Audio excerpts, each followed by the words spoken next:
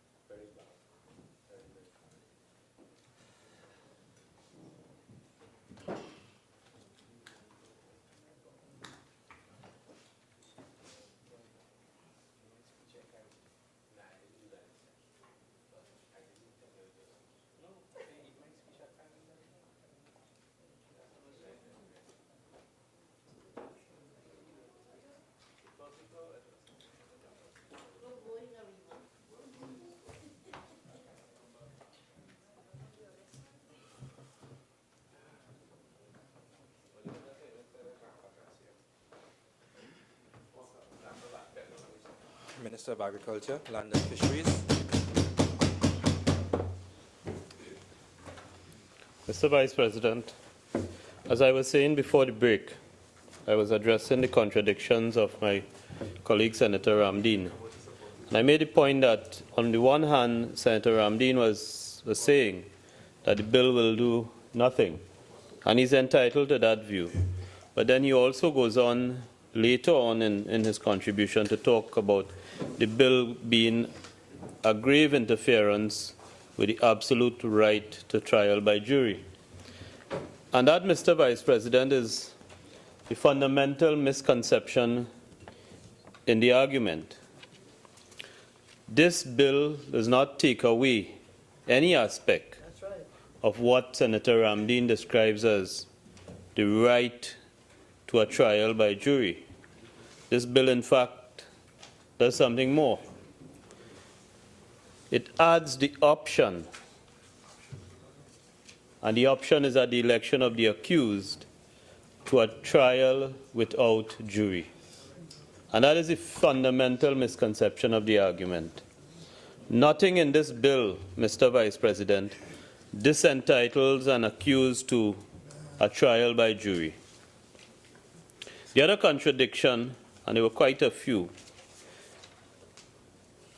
Senator Ramdeen opened by dismissing the data and the statistics presented by the Honorable Attorney General, saying that it was, to sum it up in my own words, there was absolutely no need for it. And then later on, calls for research and data and information and statistics in order to support the bill that has been proposed by the Honorable Attorney General.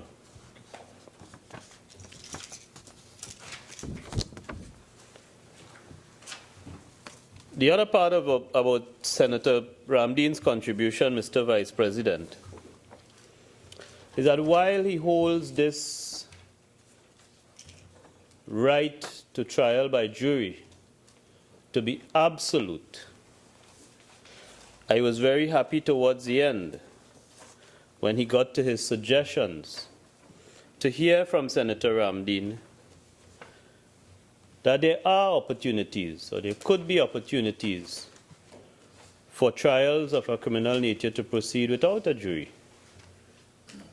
And he referred to the possibility, following other jurisdictions, of legislation being brought to the Parliament for the parties to opt for judge-only trial in certain circumstances, in addition to which he suggested that where there is a case of jury tampering, the trial may proceed as a judge-only trial, so that even in advocating and going back to 800 years ago to Magna Carta and 500 years ago and all of that, and holding this trial by jury, which does not and ought not to form part of this debate, so sacred, to be absolute.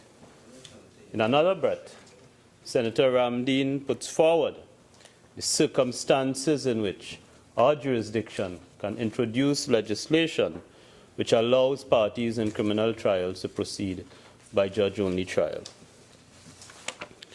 In relation to Senator Choate, I'll just make 2 points, and which is similar to what I said at the start.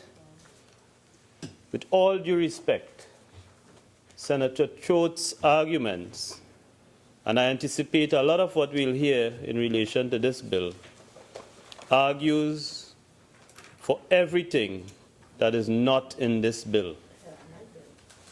To that extent, Madam, Mr. Vice President, a lot of what Senator Choate has said would find favor with us. When Senator Choate, and I'll come back to it, when Senator Choate refers to that Joint Select Committee on Finance and Legal and its treatment of issues relating to the criminal justice system, I was a member of that committee, as was Senator Sturge, and we all contributed to the final report. And I accept that there was a submission from the DPP in relation to trials by jury. But as I said before, Mr. Vice President, the time to address this issue of the abolition of trials by jury has not arrived. And none of us could say whether it has arrived. It will arrive. But what we know is that this bill intends and seeks to add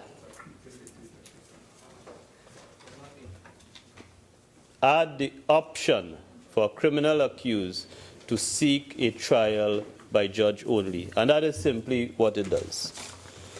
Mr. Vice President, and this bill, among the other measures that I referred to in my opening, those relating to legislative measures, some of which are already before the Parliament and some of which will come here, policy changes and administrative changes, all seek to deal with this issue of crime as we've grown to understand it in this country. And we've all accepted, whether it was Senator Sturge a few weeks ago in his motion dealing with the issue of crime, whether it is the Joint Select Committee, Finance and Legal, dealing with the issue of the criminal justice system, and whether it is in the opposition, when they sat in government and when they sit here now, we've all accepted one fact, and that is, in dealing with this thing we call the problem of crime, there are a number of things that have to be done.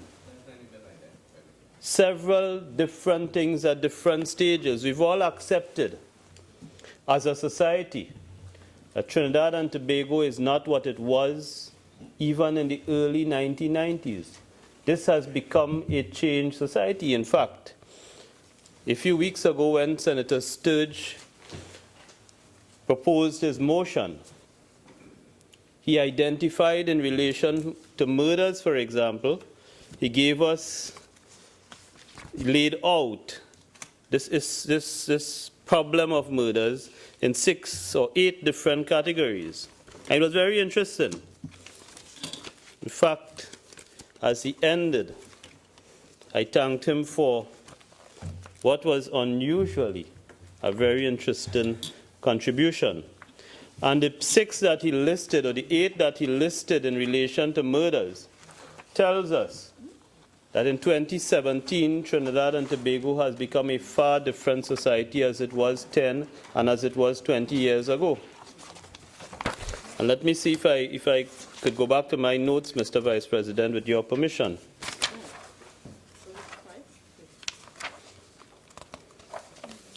And in those broad categories that Senator Sturge set out in relation to murders, he spoke to those murders which are strictly drug-related.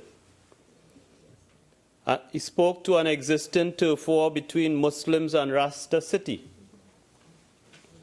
And these turf wars are still relatively new to us in this country. He spoke about Muslims versus a smaller group of Muslims referred to as the unruly ISIS, gang wars, paid assassinations, and then some of the things we have grown to know, killings as part of robbery or home invasion, domestic killings, and other confrontations that result in killing. The point I'm making is that we've all accepted that this is a different society we are dealing with, different complications and complexities, and the measures that are to be taken, including legislative measures, are going to be far different in some cases from what we've done before. We've also accepted as a society, and I believe as a parliament, that the police service, the Trinidad and Tobago police service in its current modus operandi is unworkable. Mr. Vice President, I myself, my previous life as a columnist, wrote on several occasions about crime, about the criminal justice system, about the Trinidad and Tobago police service. And one of the things I highlighted, or two of the things I highlighted, was one, in relation to the decision to appoint Mr. Gibbs as the commissioner. I made the point that Mr. Gibbs had come from the Edmonton Police Service. He was part of the third layer of that organization, and his primary responsibility in the Edmonton Police Service related to human resource matters. I also made the point that in that city of Edmonton, that January in which Mr. Gibbs arrived in Trinidad, the murders in Edmonton for the entire year before was the same number as the murders in Edmonton for that 1 month of January. In fact, for the year before, the murders in the city of Edmonton was 22. In the first 3 weeks of January, it was 22 already in Trinidad. And I had said in my experience, not one police officer in the whole of Canada has ever gone to work and found on his or her desk over 1,400 unsolved murders to deal with. And on that basis and that basis alone, I had written off Mr. Gibbs through no fault of his, simply because nothing in his experience and exposure and expertise would have prepared him for the challenge in this country. And as it turned out, Mr. Gibbs came and he's left us. We had a debate in this parliament on the issue of the selection of a police commissioner. But absolutely nothing convinces us, Mr. Vice President, that the Trinidad and Tobago Police Service in its current form can tackle this issue of crime, in particular murders, and the solving of murders and the solving of crime. When you look, Mr. Vice President, I also wrote previously on the fact that we've never done, and the police service has never undertaken, a manpower audit as the government has commissioned now to determine what should be the strength of the police service. Whatever that strength ends up being, we are confronted still with the fact that about 1/3 of the officers who hold positions in the Trinidad and Tobago Police Service are not available for work because of either sick leave, study leave, or some other thing that takes them out of the police service. In fact, I've made the point that the Trinidad and Tobago Police Service ranks with many major global corporations in terms of the amount of lawyers in that police service.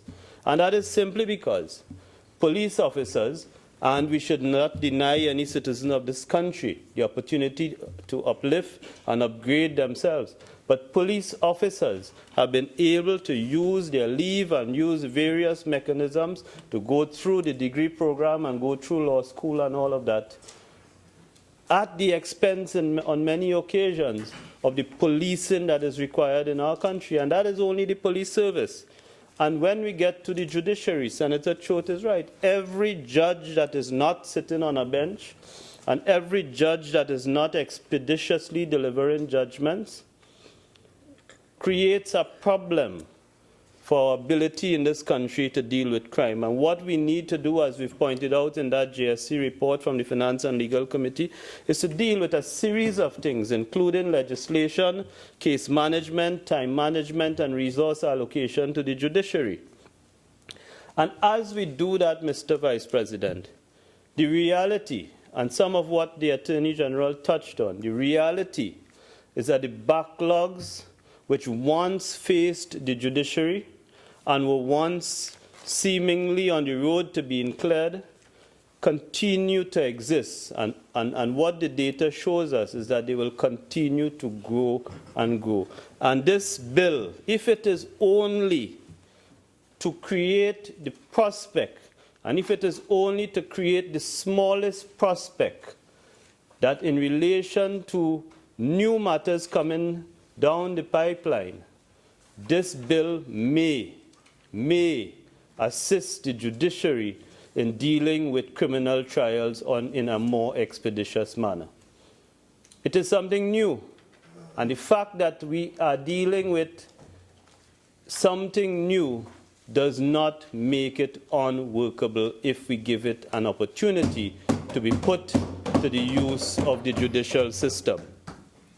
And what is the context of the judiciary, and what is the context of the backlog, Mr. Vice President? I'm going to just quickly go through to talk about, unless tackled, unless managed, we are really fooling ourselves as a country. Unless we confront the numbers and deal with it in a variety of ways, we're really going to find ourselves constantly dealing with an increased backlog which eventually becomes insurmountable. And I'll just give you some example. In terms of the magistracy, where a lot of our matters, while we focus on the High Court and the Court of Appeal, the fact is a lot of the activities in relation to the criminal justice system is taking place in the magistracy.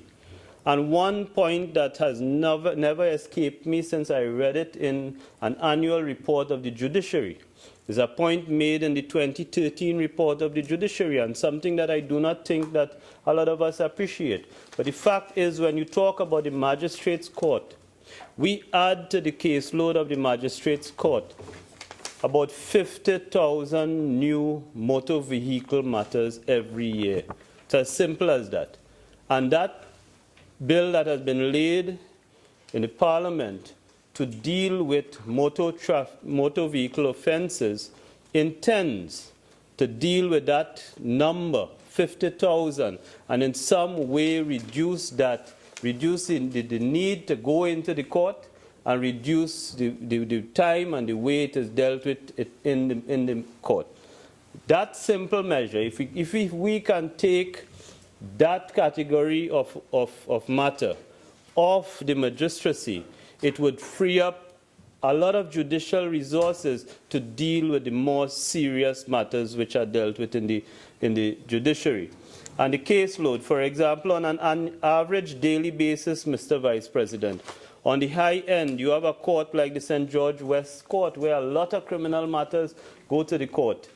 You have a caseload of 612 in the court, meaning that every single day the court sits, there are 600 and something matters to be dealt with. In places like Arima is 307 on average, Chaguanas 167, and the only court that deals with a caseload under 50 on a daily basis is my hometown of Mayaro, Mr. Vice President. And in a place like Mayaro, 50 matters a day is a long day. Yes. And that is the average for Mayaro, not to speak of Rio Claro, 44 matters per day, 33 matters per day. Mr. Vice President, when you look at the judiciary on the whole, and I'm going to talk now about the civil on the civil side, the fact is, when I came out to practice in the 1990s, the issue of a backlog in civil trials had already been existing, and we knew it was taken in civil matters. It was taking about 10 years to have a trial go through the process, or a case go through the process of trial. And in every court, for every year And I'm reading, Mr. Vice President, from the annual report of the judiciary for the period 2014-2015. Between 2009 and 2015, with the exception of 2 years, 2011 and 2012, every year in that period, there were more civil matters added to the court list than those which were disposed of. And if you're adding more than you're removing, inevitably you get yourself to a point where there is a backlog and there is catching up to do. And while this bill deals with criminal matters, the fact is that where judicial resources are required in the magistrates' court or the civil court, we have fewer resources available for the criminal court, which is at the heart of dealing with the issue of crime in Trinidad and Tobago.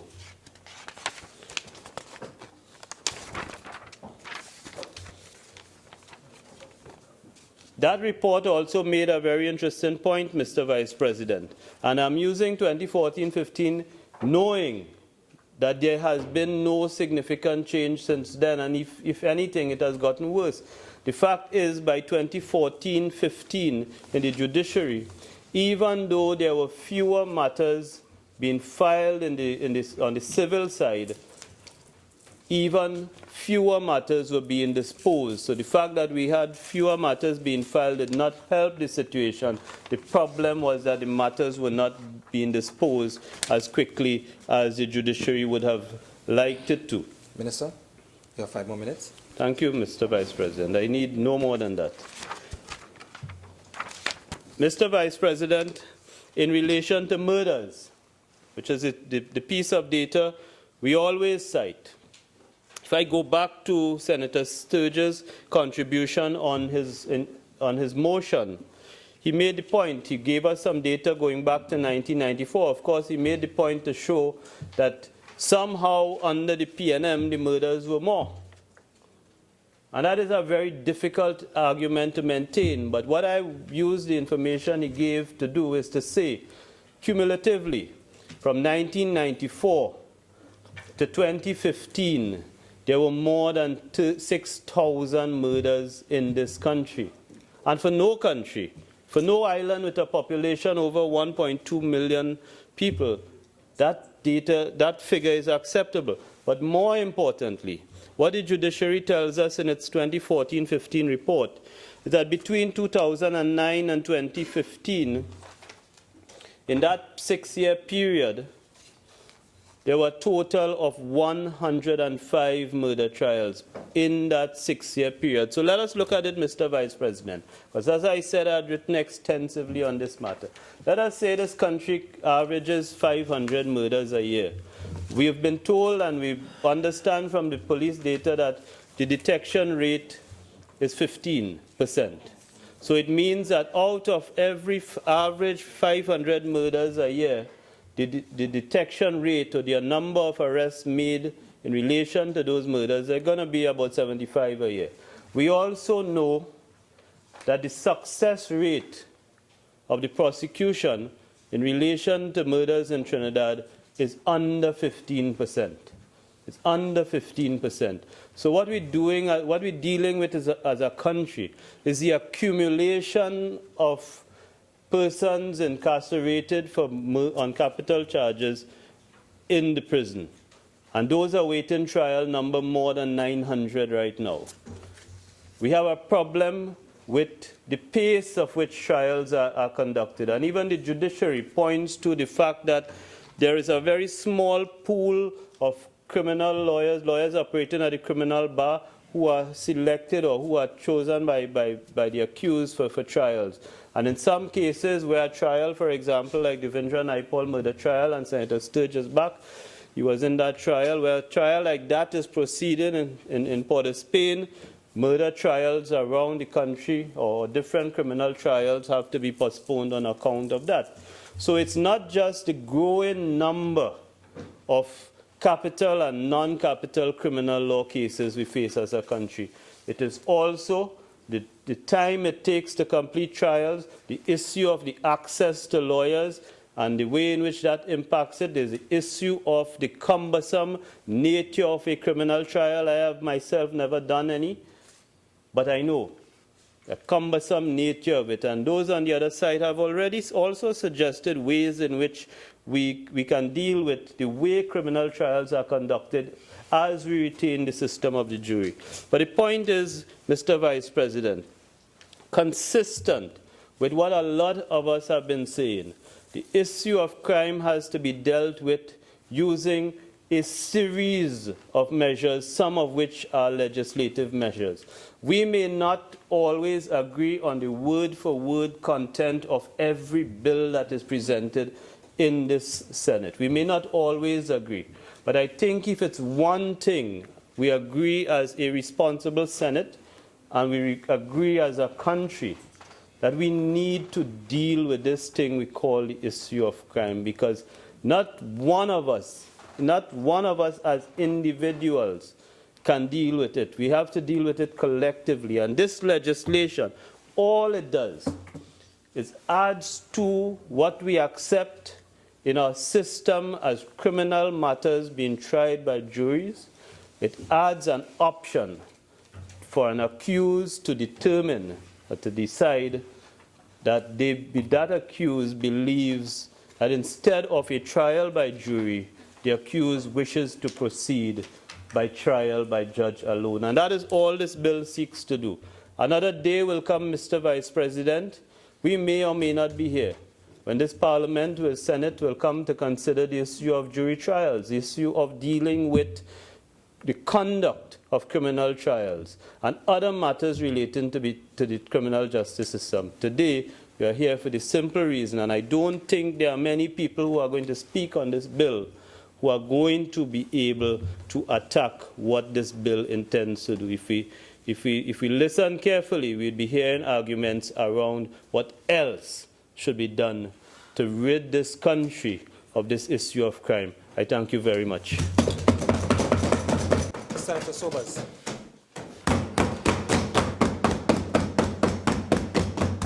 Thank you, Honorable Vice President, honorable members all. Having listened to Senator the Honorable Clarence Rambrat in his contribution, he has basically really and truly outlined what the real problem is. And not once in that entire contribution, in terms of addressing the problems that he has spoken about, has he ever mentioned the term jury. So why are we here to deal with a bill that interferes with the jury? But the jury is not the problem. To sober up the mindset of persons inside the Senate today and for the listening public, the jury system of a trial is an essential element of the democratic process. The importance of the jury system is measured by continued public confidence in the role in criminal trials. The present trial by jury lends comfort to the population that the democratic process is alive and well and is working in the interests of justice and to the public's benefit. I think it's also important to punctuate that opening with some further quotations by some established jurists as well. William Blackstone, the acclaimed English jurist, judge, and politician of the 18th century, stated, "Trial by jury is a privilege of the highest and most beneficial nature, or most important guardian both of public and private liberty. The liberties of England cannot but subsist so long as this palladium remains sacred and inviolate, not only from all open attacks, but also from all secret machinations which may sap and undermine it." Charles Rember, an American lawyer and jurist, a Harvard graduate, stated, "Three features mark the Anglo-American system as different from all others. One is the extent to which our law is formed in litigation. Another feature is the way we conduct these cases. We pit antagonists against each other to cast up from their struggles the material of decisions. And the third and largest in the public consciousness is the trial by jury." John Henry Wigmore, also an American jurist and lawyer and Harvard graduate, stated, "The popular attitude toward the administration of justice should be one of respect and confidence. Bureaucratic, purely official justice can never receive such confidence. The one way to secure it is to give the citizen body itself a share in the administration of justice. And that is what jury trials do. Last but not least, Winston Churchill, an honorary citizen of the United States, a Nobel Prize winner, an officer in the British Army, and Prime Minister of the United Kingdom during a horrendous passage of time called World War II. He said, "We must never cease to proclaim in fearless tones the great principles of freedom and the rights of man, which are joint inheritance of the English-speaking world, and which through Magna Carta, the Bill of Rights, the habeas corpus, trial by jury, and the English common law find their most famous expression in the American Declaration of Independence." These are fellows who give in some serious dicta here about situations that have occurred before our time. We weren't even an iota of existence or a thought of conception when these people tried to protect that which this government is trying to tear down by the simple flick of a pen.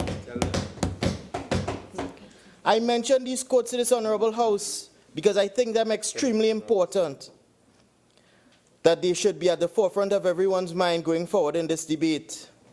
It is my humble submission that the government have come here today to try to impress upon this honorable Senate and the people of Trinidad and Tobago that this particular piece of legislation has been engineered to cure the ailment that has stricken the criminal justice system, that the Honorable Senator, the Honorable Clarence Rambrat has eloquated before, that the ailment really and truly is delay.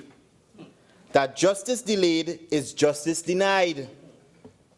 We have been hearing for quite some time that the criminal justice system has been quite inefficient and ineffective from all corners of this country, from the prisoners and defendants locked in the system, to the members of the judiciary, to the practitioners who operate within the confines of this system on a daily basis.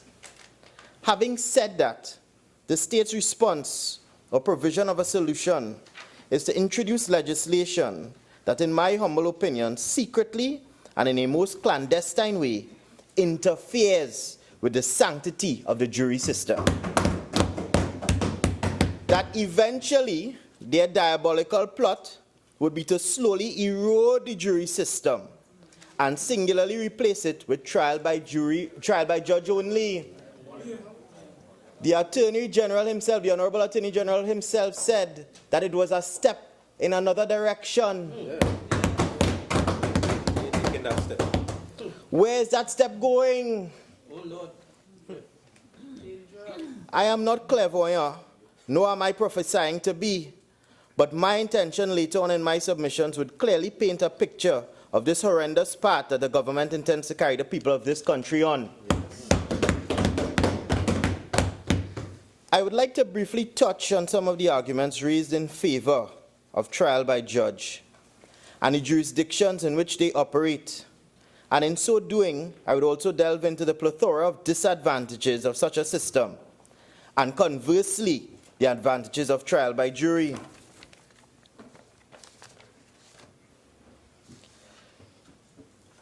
One must recognize that judges come from very different backgrounds, different financial backgrounds. They are educated differently. They possess different value systems and different life experiences. You ask the normal man on the street, what you think about a judge? Where did he go to school? He's never attended any of the institutions that the normal men would really attend. These are persons who would have gone to prestigious schools, persons who would have been brought up in nuclear families, having a mother and a father. They know the value of studying. These are things that most persons sometimes, based upon very harsh circumstances, cannot relate to. So why would one person want to put their life and their liberty in someone's hands like that? An accused person may still need to overcome certain biases or prejudices which may be secretly held by a judge. Judicial biases may include prejudices based on issues of race, class, status, gender, and in Trinidad and Tobago in the 21st century, sexual orientation.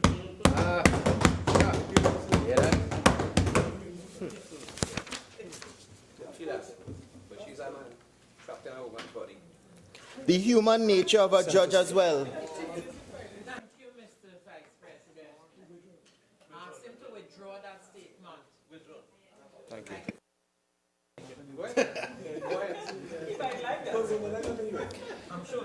The nature of trial by jury is such that Honourable members, I just want to remind you to allow the honourable member to make their contribution in silence. It is his maiden contribution, and we should respect that and allow him to make it in silence.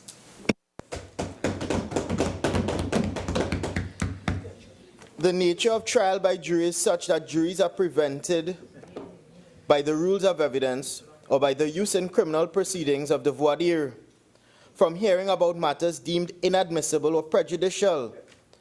Matters such as the previous criminal history of an accused, as which the Honourable Senator Senior Counsel Choate spoke about. A judge, however, who must also sit as the arbiter of law, will be aware of such inadmissible or prejudicial evidence. It may be very difficult for a judge to fully disabuse his mind of these matters when he comes to determine matters of fact. Right? One must also consider that judges may encounter difficulties when they are required to determine matters concerning political or rich, well-connected accused persons. These are the same persons that a judge may go to a country club with. He might go and play golf instead of attending the people's affairs in the judiciary. Right? A judge may find it difficult to imagine that a person of similar standing, wealth and status as himself could commit such serious offenses and may harbor a subconscious bias in favor of the innocence of such an accused person. Right? The plethora of reasons or disadvantages of trial by judge, they are so many that to even consider, or even as a competent counsel or any counsel to consider to give advice to an accused person, your client, to go before a judge alone is madness. It will not happen. It is very unthinkable to consider that anybody who practices in our jurisdiction would give such advice. But speaking upon the disadvantages of trial by judge only, now I must conversely speak about the advantages of a trial by jury, a system that, as I touched on before and that Senator Ramdeen and Senator Sage and others would touch on, has been created since before time itself, since before any of us have been brought into existence. The Magna Carta, which was around in 1215 by one of those kings in England. Right? The public acceptability of jury trials, due to their historical significance and centuries of usage, trial by jury is culturally accepted by society in general as being a proper manner of deciding the guilt or innocence of persons accused of crimes. Trial by jury amounts to what is called a trial by peers, in which persons accused of crimes can be judged by their fellow countrymen, as opposed to members of an elite body, which many consider judges to be unaware of the hardships and realities of life from which a person accused of a crime can come from. Right? When you're dealing with a trial by a jury, you must also consider the elimination of biases and prejudices. It is felt that the system of a trial by jury eliminates or lessens the possibility of individual bias. A jury is comprised of many persons who come from many different backgrounds, and it is felt that any individual biases or prejudices can be cancelled out by the collective reasoning of the jury. In this particular piece of legislation, the government has raised two most salient points, which in their opinion has influenced the decision in drafting this legislation and bringing it to this Honourable Senate. The first, which they have repeatedly talked about ad nauseum, is the possibility of jury tampering and contamination of the jury. The second is complexity of issues that the jury may not be able to understand. Right? The government has made mention that these issues have largely influenced a series of jurisdictions and the elimination of trials by juries. Honorable members, I would like to take this opportunity to probe into these matters. I would like now to deal with countries and jurisdictions that have totally abolished jury systems. To one, show you on one length of the situation how different we are here as a demographic from those countries. And then I'll get to the countries that were listed in the bill essential, the UK, Canada, and New Zealand. Trial by jury has been abolished in India. And the reason for that situation is due to the demographic of India, the cultural makeup of India, the caste system at large. We don't have that here. Might I have to remind members that we still live in sweet, sweet TNT. In Papua New Guinea, trial by jury was also abolished there due to a very tribal nature that exists in the demographic and in the cultural society of Papua New Guinea. Again, we don't have that existing here in Trinidad and Tobago. We are all sitting now next to each other, people of different racial and ethnic backgrounds, people of different religious persuasions, and nobody getting up and murdering anybody here. We are living and working in harmony. Trial by jury was also abolished in South Africa, where the racial apartheid was rampant in the day, and it was obvious that no one could have gotten a fair trial by a jury there. We don't have that here. Sometimes some persons would want to accuse others of that, but at the end of the day, collectively, we come and we do what we need to do to advance the society. Trial by jury was also abolished in Belize in a particular way. In that country, there was a murder that occurred in front of the steps of the magistrate's court. A reputed gangster by the name of Andre Trapp, who led a gang called the Southside Gangsters. He was murdered in front of the steps of the magistracy. And it was very difficult at that stage for the judiciary to pull a jury that would be willing to sit to deal with that matter. Crime is out of control, but we are that bad yet. And that does not exist here. But when we deal with the issues or the countries that the government has raised, the UK, Canada, and New Zealand, these countries tend to have what one might consider a hybrid situation, where the accused is allowed to elect, right? They are allowed to elect whether or not they want a trial by a judge or trial by a jury, which is what the government is proposing in this piece of legislation. And in those particular situations, there are three fundamental issues that are raised. The government spoke about two: contamination and tampering, and complexities of issues. In those situations, there are actually three. Pretrial publicity is the third one. In terms of contamination and tampering of juries, I must say that in this jurisdiction, and I will touch on other, because of my vintage, I don't have that amount of experience to touch properly on it. But I have spoken to other practitioners before the criminal court that there is no evidence to support or statistics, as the Honorable Attorney General would like to point out. There's no evidence or statistics to support any type of contamination or tampering of a jury in this jurisdiction. Senior Counsel Israel Khan delivered a speech to the law school today, and this is what he said. I can find no empirical evidence to show that in Trinidad and Tobago that there has ever been jury tampering, which has resulted in a perverse verdict of guilty or not guilty.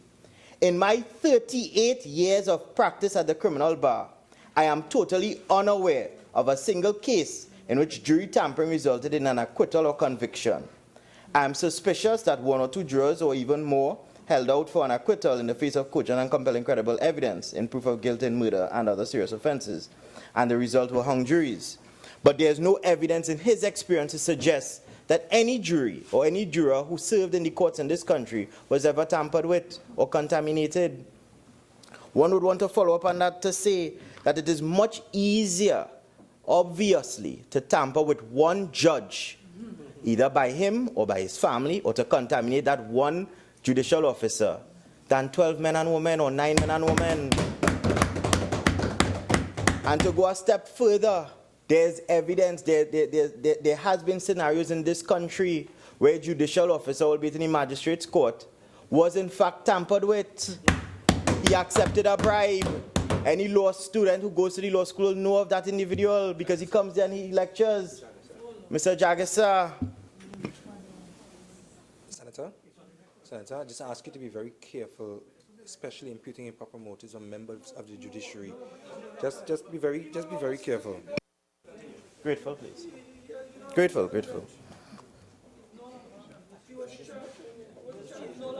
He's no longer a member, yes. Yes, grateful, yes. When one also looks at the complexities of the issues that the other side would raise, my friends on the other side, as it pertains to the reason why one might prefer a trial by judge, because the jurors may not be able to understand the nature of particular proceedings. It was a proper example was fraud cases. In our jurisdiction, there exists legislation that treats with that or makes provision to deal with complicated cases. Senior Counsel Sophia True, the Honourable Member, touched on that as well too. Under Section 8 of the Juries Act of Trinidad and Tobago, there's legislation for special jurors. And as I said, and it was this administration, when the opposition, when they were in administration, they were the ones who dealt with that issue. It is a matter of public record. And I said I would go a step further because they fell short, which they normally do. Pre-trial publicity, which was not raised. Pre-trial publicity often affects the case. And most accused persons tend to think that they're not going to get a fair trial because jurors would have been contaminated or by reading material that would be on the internet, that would have been publicized by different media and whatnot. But in our jurisdiction, again, there are cures to that. A judge can give directions to the jury, warning them not to consider those media articles. A judge can also sequester a jury, which is what the Honourable Attorney General spoke of as well too. And the trial can also be abated for a particular period of time, a cooling off period, so that these pre-trial publicities could be subsided and the trial itself can go on. But in none of those issues, in terms of dealing with juries and problems with juries and afflictions to juries that are dealt with in the UK and in Canada and in New Zealand, none of those issues occur here in Trinidad and Tobago. Why come here to sully the good name of the country? So, honourable members, if the issues raised about the jury are not founded and actually do not exist, that there is no scintilla of evidence to support it, our demographic rejects it, there's evidence actually to the contrary of it, why bring legislation here for that? Is it an attempt to mask or hide the real problem affecting the criminal justice system? To hoodwink the members of the public of Trinidad and Tobago? What is the real issue? Well, before my contribution, the Honourable Senator Clarence Ramran touched on that. The real delay is before the High Courts. It exists in the Magistrates' Court. It exists when someone is charged and their matters take 5 to 10 years to be dealt with in the Magistrates' Court before it even reaches the High Court. And after being committed to stand proceedings in the Magistrates' Court, you take another 2 to 5 years before your matter is indicted for you to go upstairs to the High Court. And then it's staying for a year and something, or 2 years in some cases, on the cause list and then on the trial list, and then you go to trial. But when you actually go to trial, and then you're dealing with the jury, or the jury situation, a matter of weeks, in some cases a matter of months, your case is finished. Wherein in the pre-trial issues, from being charged to coming up to the High Court, is the term jury even mentioned? If it ever broke, don't fix it. Leave it alone. Leave it alone. Right? Leave it alone. I would have spoken on a couple of occasions with different members of the society. And it's a young boy who told me, who gave me this, who spoke to me about this example. What the government is really trying to do is that you have a maxi taxi. You're going down the road in a maxi taxi. The driver of the maxi taxi driving, he pick up 12 passengers. And while he going down the road, he see the light blinking for gas. It blinking for gas. But what the government telling you to do is to take out the 12 members of the maxi taxi. and the maxi taxi go still drive. The maxi taxi calling for gas, you know, but he's telling you take out the 12 members of the maxi taxi. That is what they're telling you to do. That can't be right. And after we talk to them about it today, they'll come back and tell you, take out the engine in the maxi taxi now, it go drive. Or paint over the maxi taxi and it will drive. Or change the wheels and the tires and put on some rims and things and it will drive. But they're not putting the gas. Put the gas. Put the gas. Right? The Honorable Attorney General also spoke about consultation, that he had consultation with various different bodies and whatnot.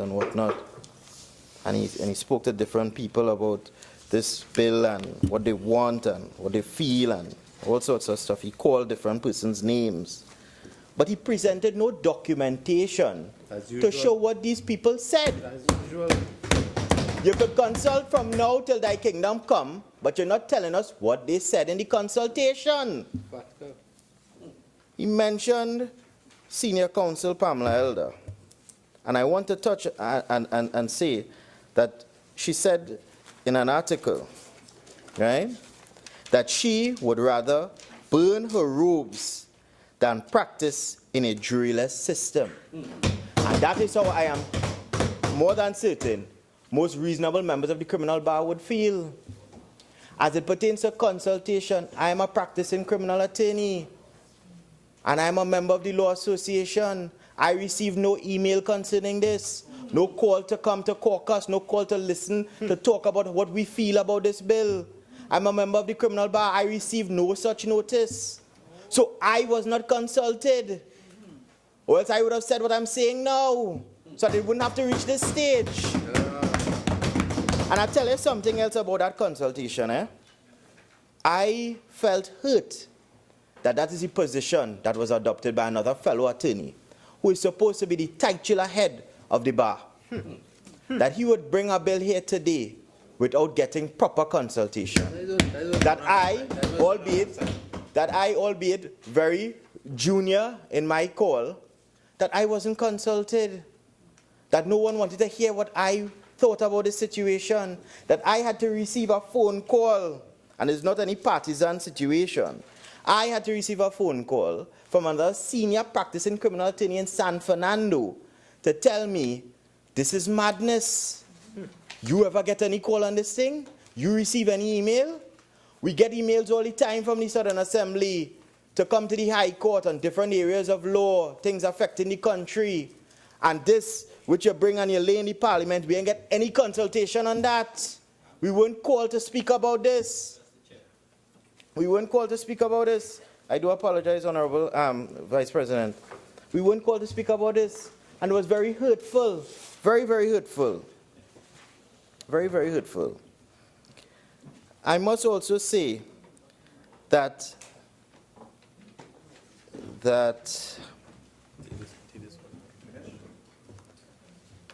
also in the paper presented today, this morning, at the Hewarding Law School by Senior Counsel Israel Khan, who led the team of prosecuting attorneys in the Naipaul Kuhlman matter, he went a bit further than Senior Counsel Elder and said, not only a dictator, but that only a dictator or a fool would support the abolition of trials by jury in this country. And that is what is happening here today. No, we are no fools in this segment. No. Right? That the government is advancing a position that we cannot sit right with. We cannot sit right with that.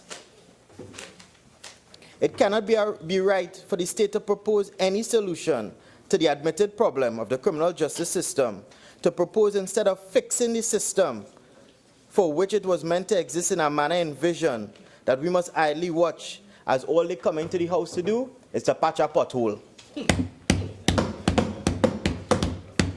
That the obvious solution should be to have an effective functioning criminal justice system that can dispose of the horrendous backlog of murder and other serious crimes within the framework of the right to a fair trial before a judge and jury within a reasonable time.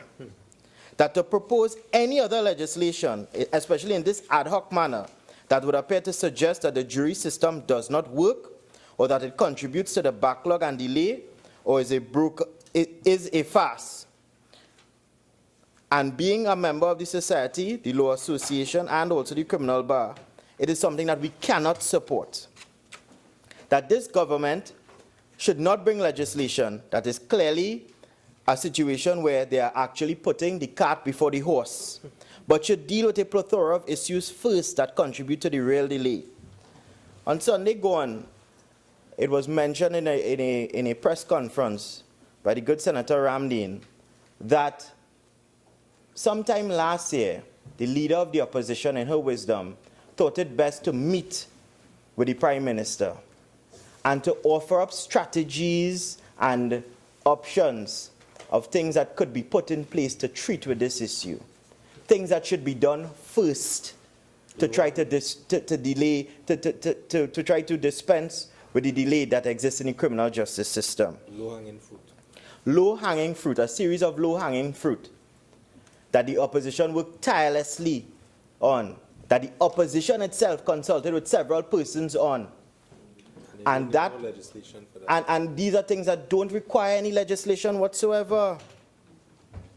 Simple things was put forward to the government, that they should have increased the number of judges appointed, the complement of judges appointed, that they should have increased the staff of attorneys at the DPP's office. Right now from 34, the man calling for 104, give him the 104.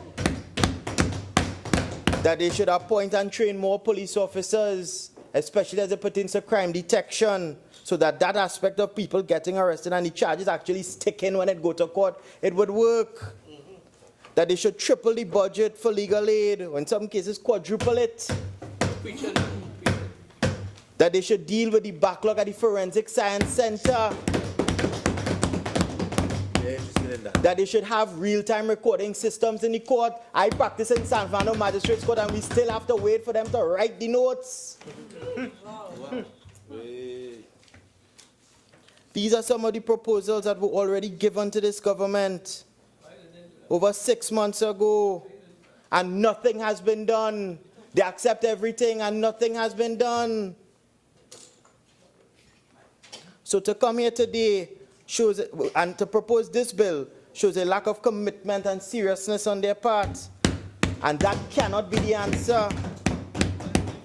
Margaret Denelo, in her book, Fundamental Rights in Commonwealth Caribbean Constitutions, she said that the absence of a right to a jury trial may well rob the West Indian states of a constitutional-based protection from possible attempts of government to bring unfounded charges in order to eliminate political enemies from judicial personages, to responsive to the voice of higher authority, and from corrupt or overzealous prosecution. They are attempting to remove that. Remove something so sacred that has been here for so long Try to sit and poop. with the flick of a pen. We have to vote against that. There's no other way. Thank you. Thank you, Honorable Vice President, for giving me this opportunity to make my maiden contribution this afternoon.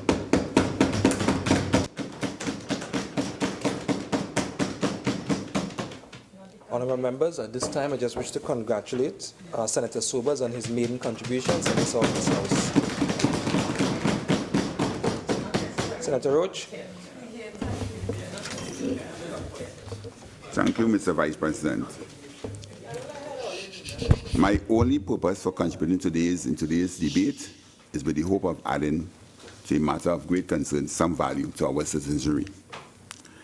Heraclitus, one of the most important Greek philosophers who was active around 500 BC, is best known for his doctrine that things are constantly changing, and has been quoted as saying, the only thing that is constant is change. And everything flows and nothing abides, everything flows. Everything gives way to change and nothing stays fixed.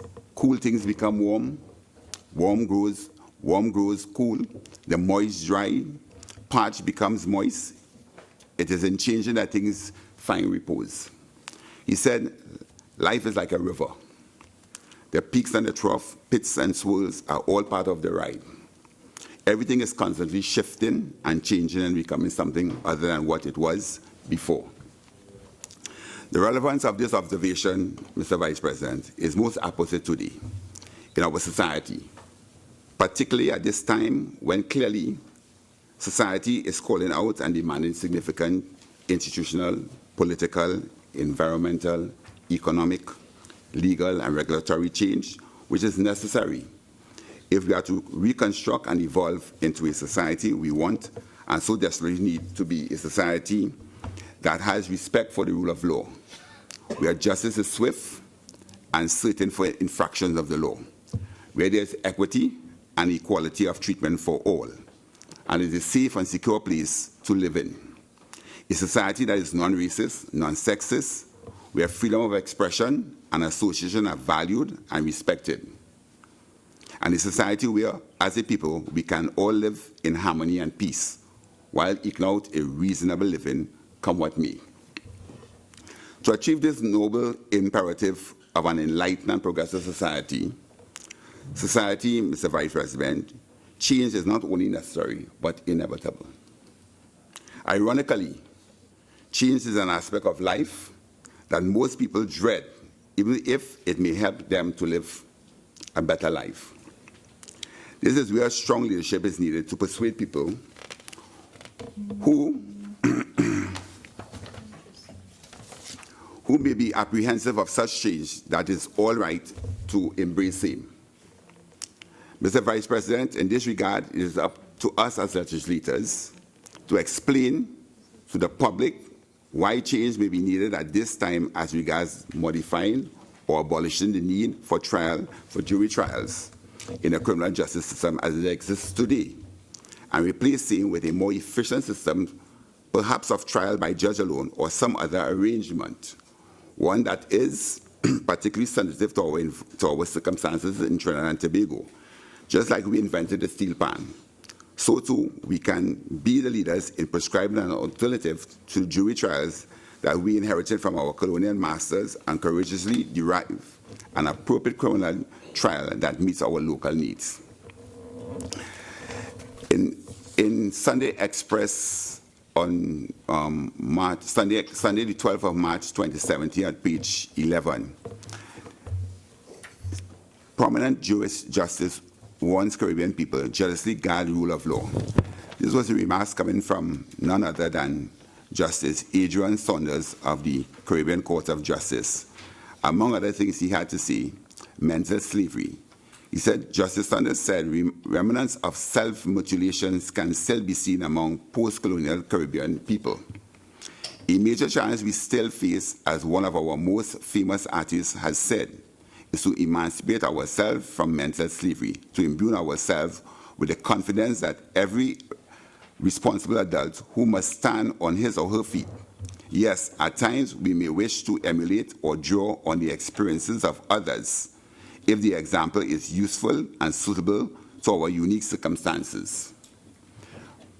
But we need to be firmly aware that we do possess the ability to harness the intellect, and we are actually best placed to interrogate our own societies and to determine for ourselves the optimum measures that must be taken to improve it, he said.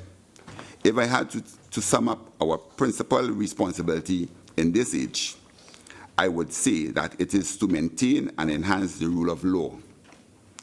To my mind, that is an essential platform for achieving and maximizing social and economic progress. End of quote.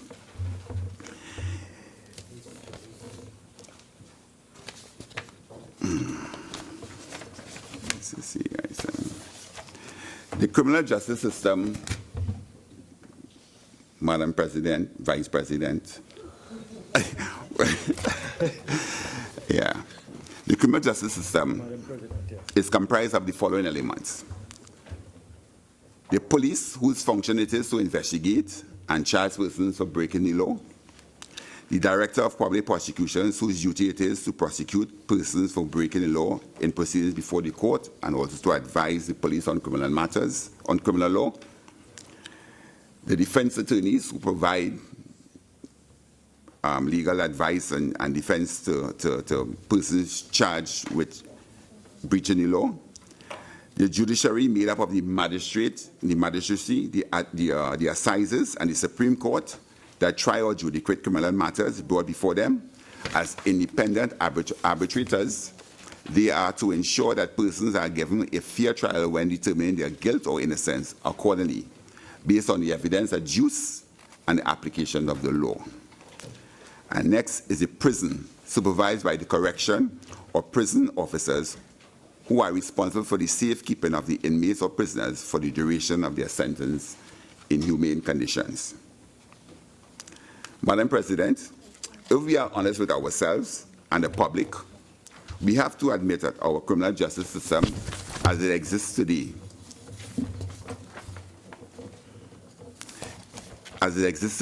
is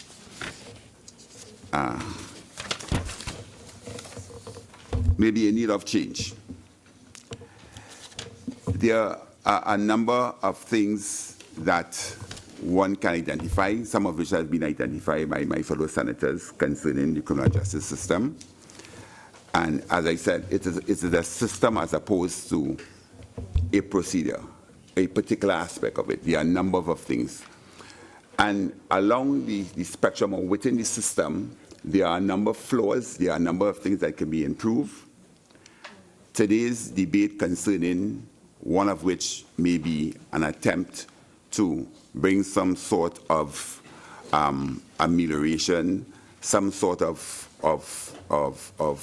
a relief to the system as it exists today, be that the not necessarily the elimination of trial by jury, but the introduction of an option of trial by a judge alone. As we have heard from a number of other contributions from senators, that in a number of the Commonwealth jurisdictions, trial by jury have been instituted with different levels and measures of success to suit their peculiar circumstances. South Africa, from which most of you here know that I have spent quite a bit of time working there and in part of their legal system, they abolished the jury system since 1969. And yes, as the Senator Sobers, I think, said a while ago, it had to do with prejudice. There was a difficulty in getting impartial jury because of race and a number of other complexities that were attended that particular circumstances. Today, South Africa has a judicial system in the criminal law, in the criminal system, where you have a judge assisted by what you call assessors, and they basically act, if you could, somewhat like the jury. They will be the judge of the facts. They assist the judge in determining the case, but they can overrule the judge on the facts, but they cannot overrule the judge on the law. The judge remains the sole arbiter and authority in that instance, in those instances. Perhaps the time has come in Trinidad and Tobago where, like many other things we have been looking at in recent times in this Parliament, of laws that we have had on our statute, which may not necessarily be addressing the dynamics that we have evolved to in our circumstances. Unfortunately, it seems for this year, it seems to be from one act to the next act, very controversial, very, very emotional, a lot at stake. And perhaps if we can, for the moment, in during the discourse, that we can become less emotional and more clinical in dealing and rational in dealing with what we are hoping to either convince or to educate the public that it is probably a good thing to do, we probably will serve our purpose here, I think, much more fruitful. Senator Ramdeen, in his early contribution, made reference to one of our current and leading judicial officers in the Caribbean, which is Sir Marston Gibson.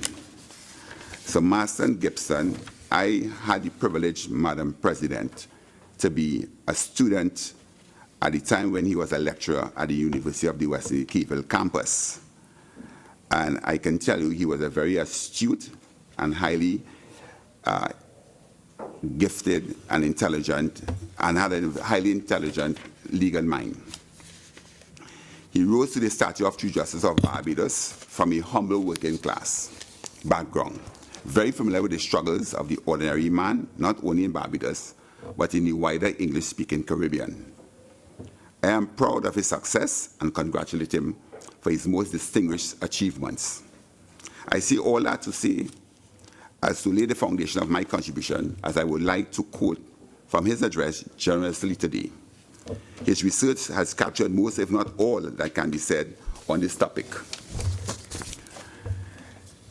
Senator Sturge, not Senator Sturge, but Senator Ramdeen did read the cover of the presentation by Sir Marston Gibson, K.A., which was the Distinguished Juris Lecture on in 2013. I think it was on the 11th of July 2013, which I have here. And his topic of address was the jury should not be maintained out of the sentimental value or nostalgia, or because this is what we are used to, or because this is what other countries are doing, and so we should do so too. But trial by jury should also not be abolished for equally nebulous or sentimental reasons. It should remain only if we, as individual societies in the Caribbean, consider it necessary and worthwhile to have the innocence or guilt of a person charged with serious crimes determined by this manner. I hasten to come to the topic. He said, in this topic, he said on page 2 of 19 of my print, the topic of which I have been asked to speak of today is not, as in part because of its age, as well as the consideration of attention it has constantly received, like Lord Delvin, many years before me. I fear that this subject is not one which it is possible to say anything very novel or very profound. It has been talked of and discussed ad nauseum. Trial by jury, that is. He was asked to look at the continuing relevance of it in the Commonwealth Caribbean. He said, trial by jury is one manner of determining the guilt or innocence of a person accused of an offense.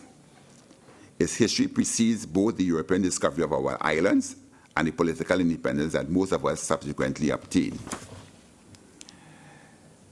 He said, he gave that what is the jury? He said the jury is in common law tradition to which we belong, to be a body of ordinary persons, usually 12 in number for capital offenses and fewer in number for less serious offenses, who are selected from a large number of summoned by the state or entrusted with the duty of inquiring into matters of fact in a particular trial in order to return a verdict solely based on evidence that has been properly admitted before them.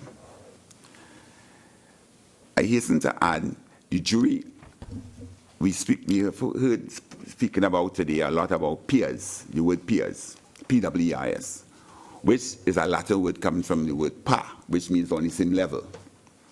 And being on the same level, it means, therefore, if I was charged and brought before a court for a criminal offense, my peers ought to be similarly circumstanced persons, lawyers, persons educated probably in my same social or economic strata. But that, in fact, what exists today, that is not, in fact, so. Peers remain the ordinary man and woman in the street. Peers as it exists today, when it was first envisaged, or peers as it existed when it first started in the English criminal system, were people who were localized in a community, who were very familiar with the persons who they were coming to make judgment against. And in most instances, they will have been aware of what transpired and will have had some understanding, some prior knowledge. This is quite contrary to what exists, what it has evolved to today. Your peers are supposed to be the jurors that are totally ignorant of any of the circumstances that they are called upon to make a deliberation in terms of their facts and to bring back a verdict of innocence or guilt. The difficulty which has also pointed out, I think, in Sir Marston Gibson's address, quoted from another distinguished juror, is that in today's evolution in terms of media, in terms of access to cell phones, access to YouTube, Google, and these different search medium. It is difficult when you're in panel and jury and give directions by a judge, gives direction that you are not to pay any attention to anything, you are not to read the papers and so forth. To secure and make certain that that is not going to take place. And he gave an example, which may be a bit lengthy to give here, of an English case where in a jury trial, where this woman was given directions, an educated person at her, she was, I think, a psychologist, a university lecturer, and she was given the normal directions by a criminal judge. You are not to discuss this matter with anybody, you are not to read, and so forth. But she went ahead in her quiet moment in the privacy of her house and Googled the case, Googled and found out a bit about it. So much so, she was so much excited or probably of her discovery that she came to the rest of her jurors and she started to discuss it with them. One of which reported to the usher, and the usher reported to the judge. She was subsequently found in contempt of court and properly jailed. Right? And the reason that was brought up was to show that how the whole essence, the whole basis of a jury system as it existed then to now does cause for us to rethink, given the different dynamics that are now taking place that was not present at that point in time. So apart from it, it always is a debate that has always brought quite passionate comments on both sides, for and against. But I think in today's context for Trinidad, we must realize that we have a runaway situation in terms of crime. And be it the government, the opposition, we as independent members of the Senate, the public themselves, we all have a duty to try to make our country better, to make our country a safer place. We are charged as legislators to introduce measures that we believe will meet some of these difficulties where the country at this point in time feels quite concerned and insecure for crime. I'm not at this point in time attempting to fashion a particular response to the government's proposal. It is an attempt, as I have seen, to go somewhere in between. It is not taking away the right to a jury trial. It is not compelling that a judge alone, jury by a judge alone, is mandatory. Is given an option to the defendant to make that choice. And as we are on that aspect of the judge, I think it is not necessarily true to say, from my perspective, what I have heard just recently being said about judges living in Eiffel Towers.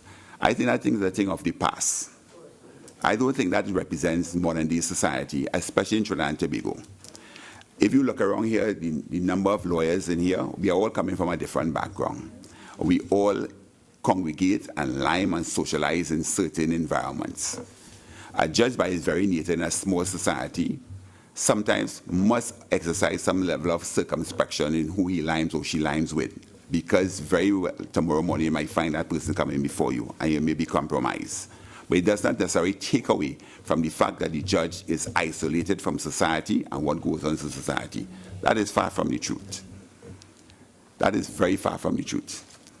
Another aspect that brings about in terms of people being insecure about a judge alone, in the civil proceedings, a judge determines, in civil practice, which I practice most in, they on a frequent basis determine questions of facts and questions of law.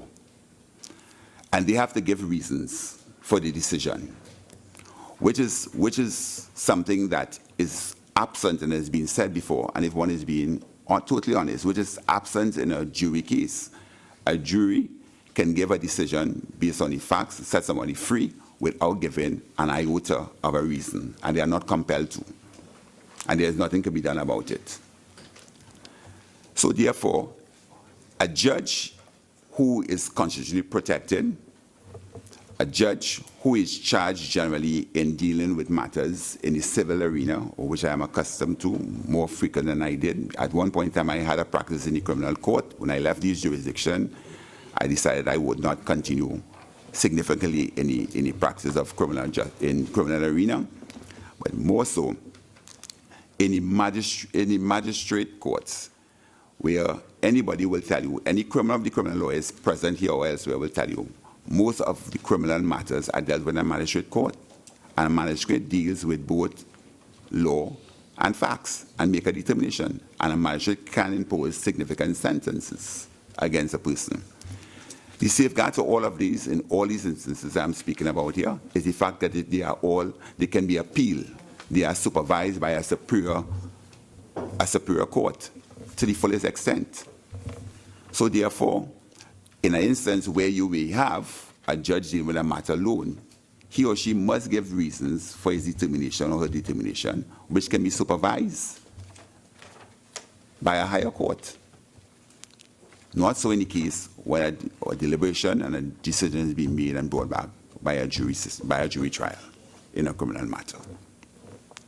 I'm saying this, that we must look at things in a very objective way and in a balanced way in order to arrive at a solution that is best suited and palatable for our community at this point in time. Because we all have to live here. We all have to engage. When we leave here, we all go into homes, we all go into our families, we all going to be walking on the street or traversing some part of the environment before we get from here to our home, and we want to be safe. We want to know when we reach home, those who we have left there, we are going back to meet them, and they are not subject or a victim of a crime. So there is merit for introducing and giving to me another option that if it can assist, it is not a solution, a total solution for what has happened.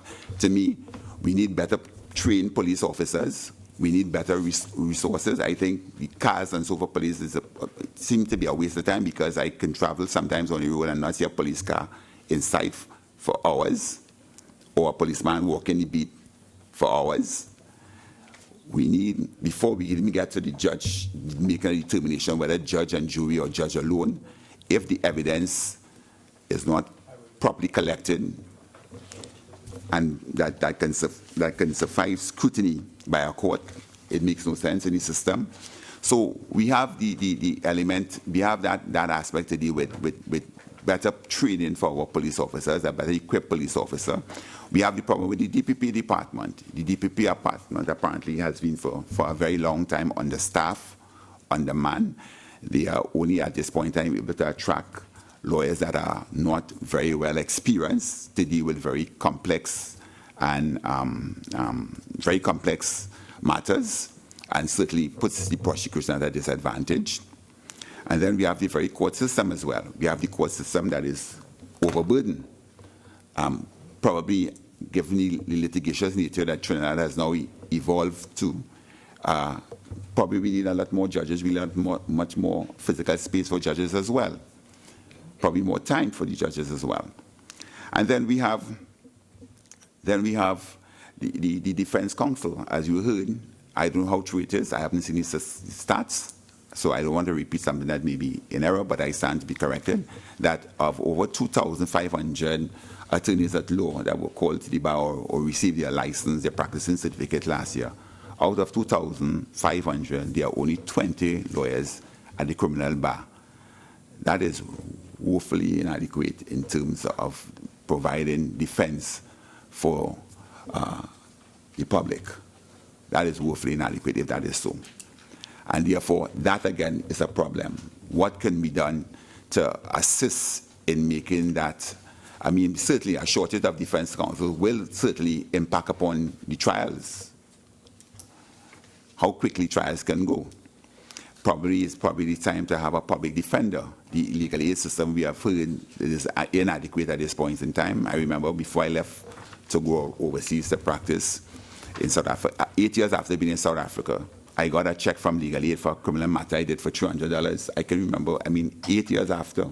So imagine you're living on legal aid work as a young attorney, you won't survive, you know. So these things need to look at. So I think there are a number of things have to be addressed in trying to to bring about some solution that is favorable and will take us to the position where we want to be, which is to have a more efficient judicial system, generally speaking, which will assist us in having a more secure environment.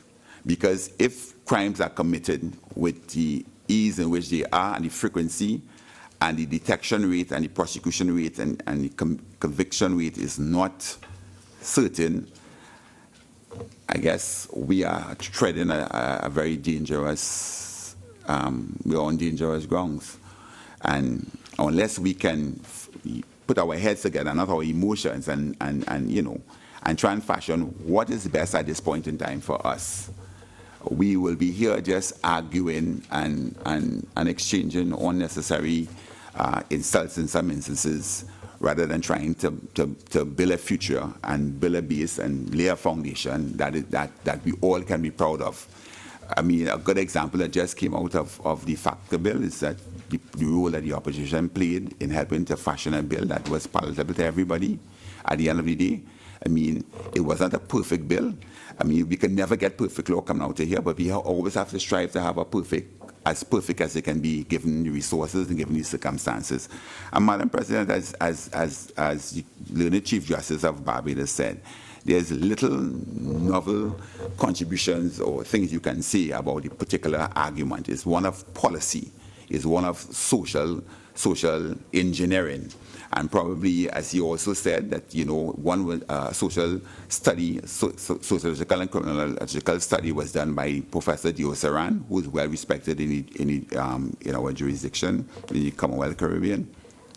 That probably it's time to do another one so that we can have better facts as to where we ought to go and what exactly would suit our particular need as a cosmopolitan, multi-ethnic, multi-religion type of environment or society. With that, I will urge that the government, I will urge my fellow senators that we try and come up with something that we believe that may make sense. This may be the beginning of something else. I mean, I don't know what was the selection process in bringing this as opposed to something dealing with the police or something dealing with a number of other things in the system. But we need to look at it in a comprehensive way at the end of the day, and therefore advance the cause, the common cause and the common objective of the people, which is to have a system, a criminal system justice that is properly oiled and that will deliver justice in a timely manner and in a reliable manner. And as I said, justice must not only be done, but will be seen to be done. And I hope this is whatever conclusion we come to at the end of the day, we will have achieved that in this debate. I thank you very much. Senator Coppin.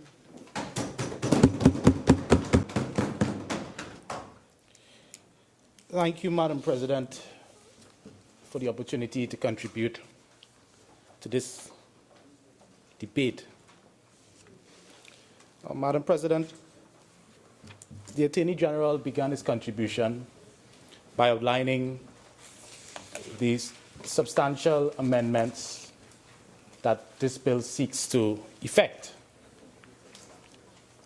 And he commenced by speaking to the two pieces of legislation, those namely being the Offences Against the Persons Act and the Criminal Procedure Act. Now, these are two pieces of legislation that have been on these countries' books for a number of years. So, Madam President, it is quite admirable that the Attorney General has not, and if I may be permitted to use a word, to rest on his laurels, but has instead taken the bull by the horn, recognizing the situation, the unfavorable situation as it relates to crime and criminality in this country. And he has looked far and wide to different jurisdictions, as has been communicated by the bill essentials to Canada, to New Zealand, to United Kingdom. And we have before us today a piece of legislation which, having regard for all the comparative pieces of legislation, seeks to amend these two pieces of legislation. Now, Madam President,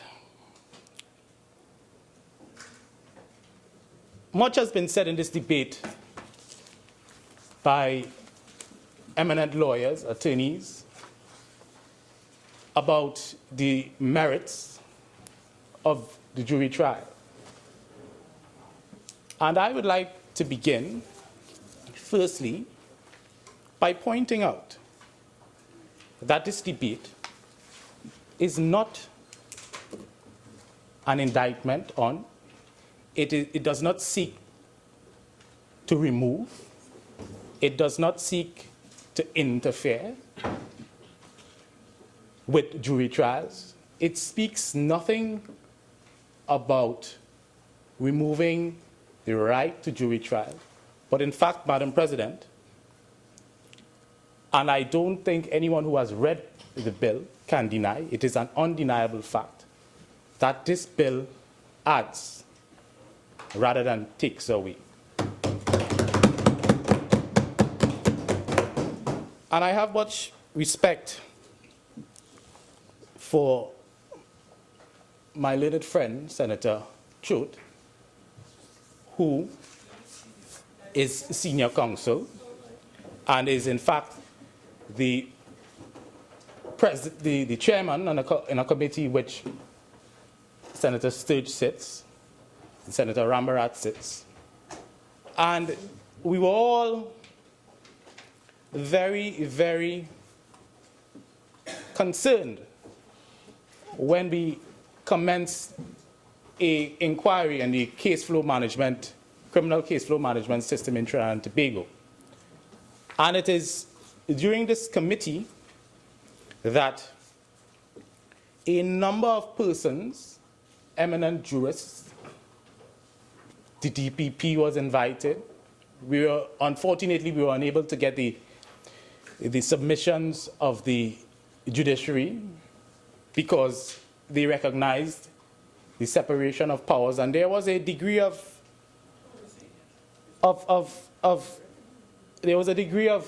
tension between the parties as to whether or not the committee should be subjected to an inquiry process of that nature. So we were unable to get the full views of the judiciary.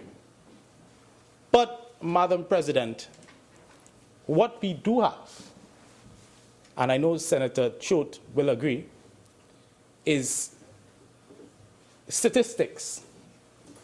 And I will come back to that point a little later.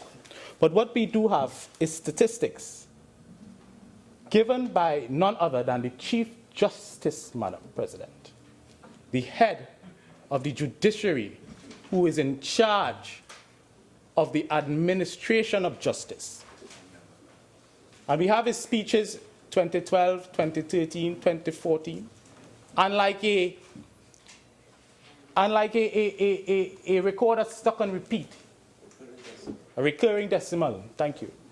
He says the same thing every single year about a number of things, one of them being the jury system and the impact it has on the case flow management and the delays it may cause. Now, Madam President, I want to deal with that point because the Chief Justice is very clear in his 2015 speech at the beginning of the law term about the impact that jury trials has. And one thing that stuck out to me while I sat in the audience listening, it is not the issue of constitutionality, but he gave particular examples of the ways the jury system has impacted on the criminal case flow and the delays it causes in our jurisdiction. And, Madam President, one thing that stuck out, it's not the only thing, but one thing that stuck out was he spoke to the issue of hung trials. And he expressly stated that 41% of trials are recycled into the system as a consequence of hung trials. So, if we understand and if we take the Chief Justice as his word, hung trials are a problem. Juries have problems coming together and coming to a conclusive unanimous verdict. And as a consequence, it leads to a number of recycling back into the system of matters.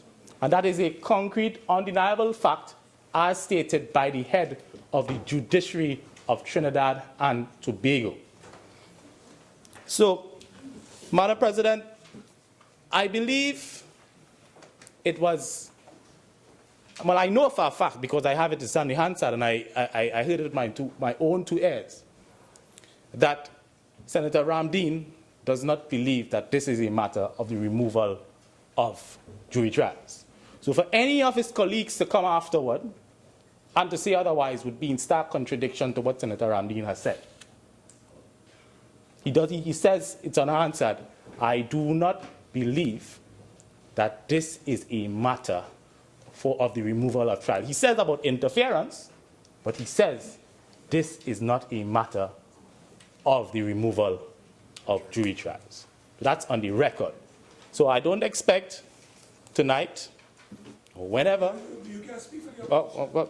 Well, it would be inconsistent of the opposition.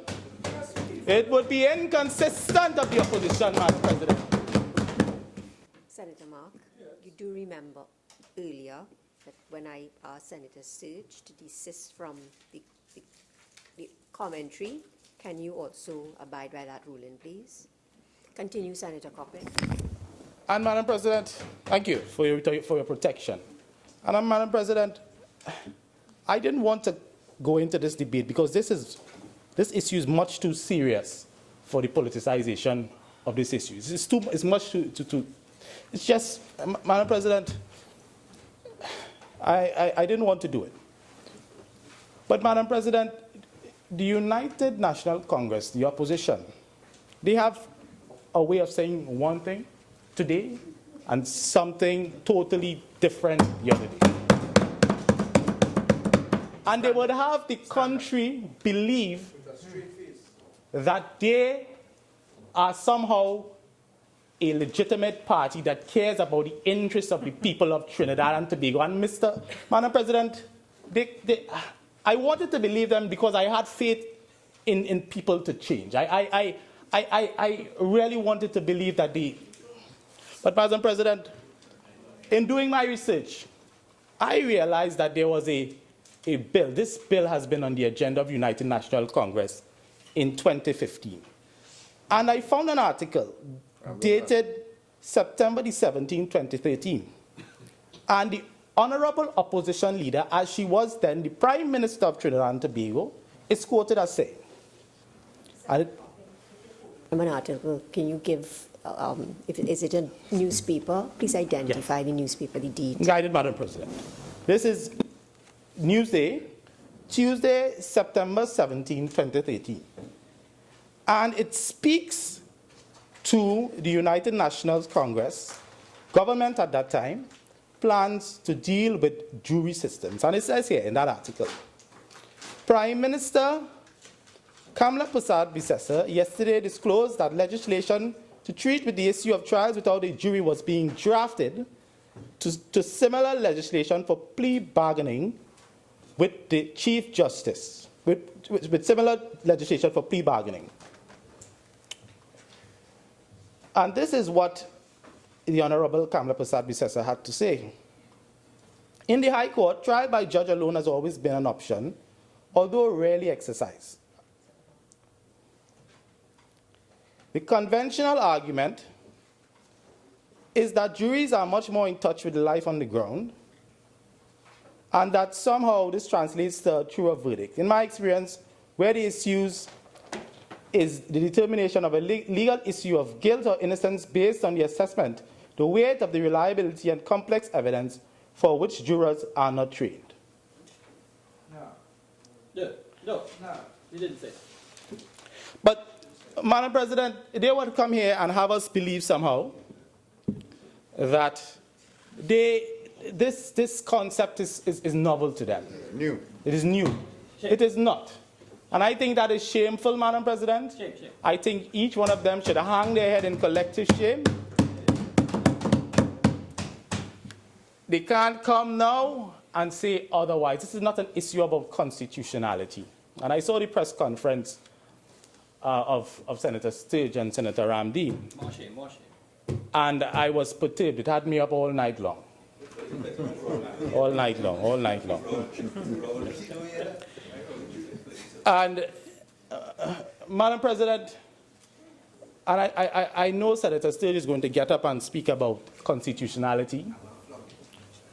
But the Parliament, Madam President, they provided us with the Bill Essentials.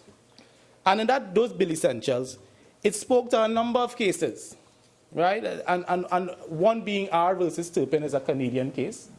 And that case spoke about the Canadian legislation allowing persons to waive their right for jury trial. And the Canadian court expressly said that such an allowance for persons to waive their right to jury trial is not unconstitutional.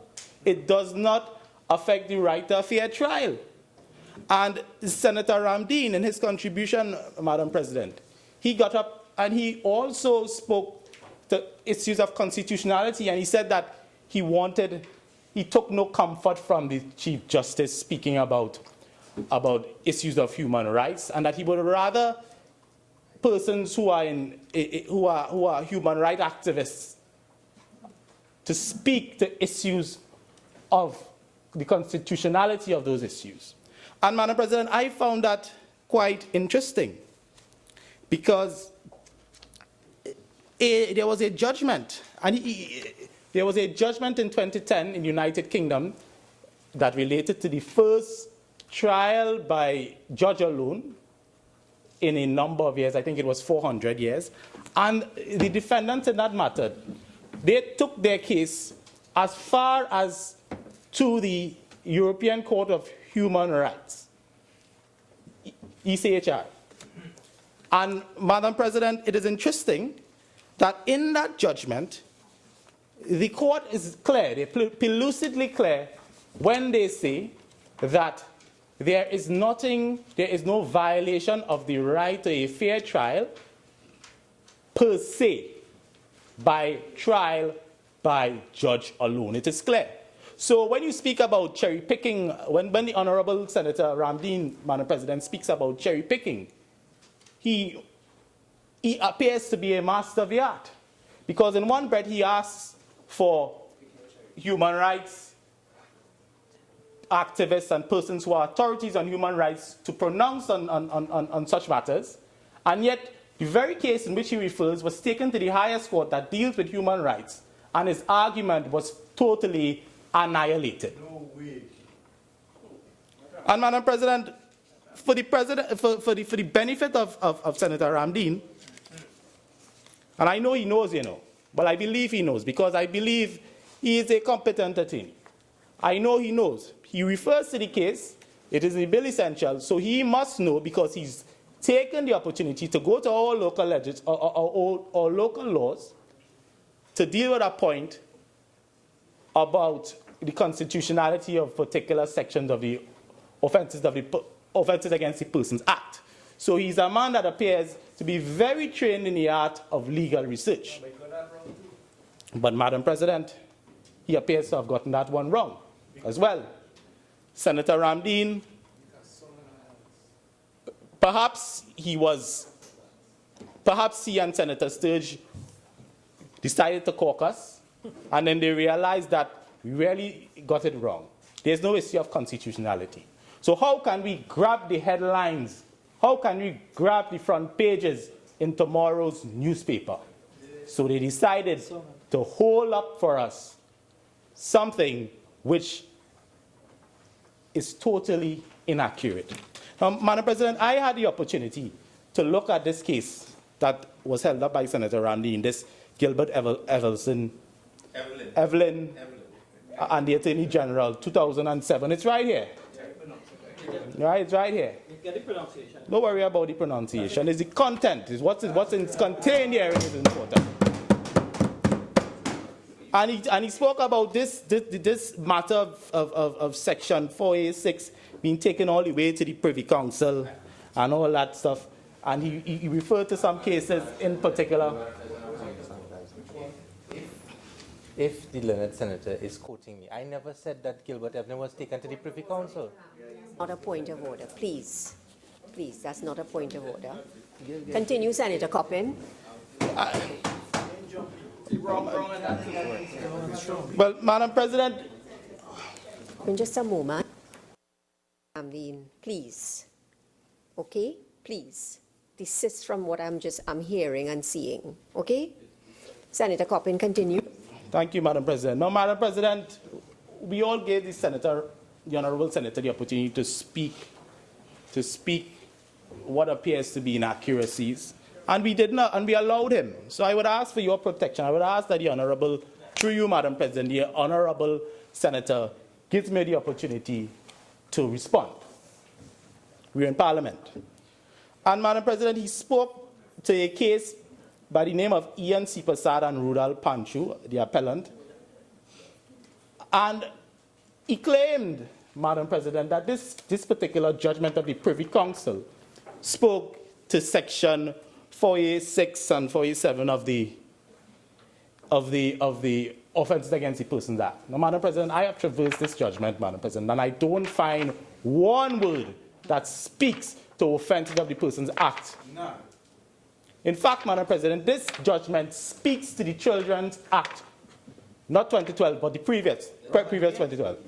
So I don't understand how the Honourable Senator Ramdeen could come to this Honourable House, being learned as he is, and try to, I don't want to say hoodwink because that might be unparliamentary, but I would say that it was clearly an effort to grab the headlines, to obfuscate, to divert attention from the failure of the other side to come to this Honourable House and to deal with the matter of this bill, Madam President.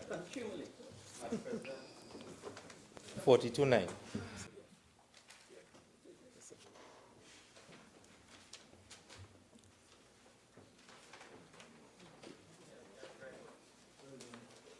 Well, you're being premature with 42-9. When Senator Coppin is finished, I will allow you to raise the standing order at that point. Okay?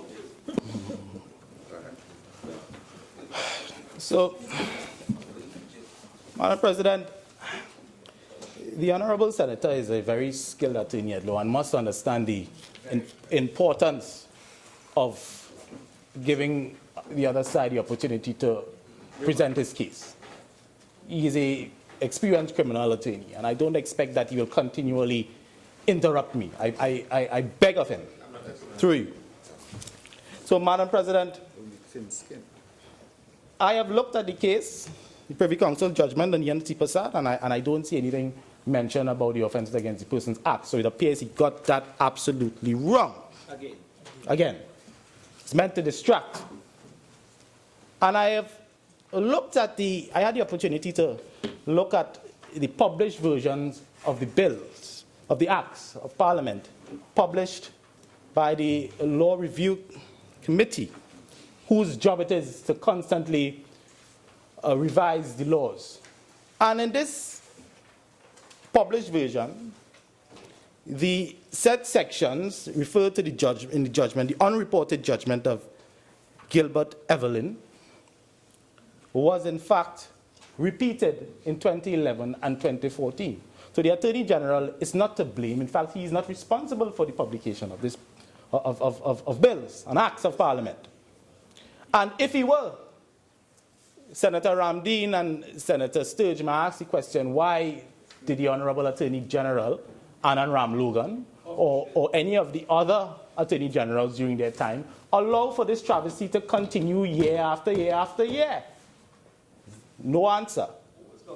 Who was government in 2011 and 2014? If the case is published in 2007, then you allow it to be published in 2008, 2009, 2010, 2011, 2012, 2013, 2014, 2015, until you were unceremoniously removed from government by the People's National Movement.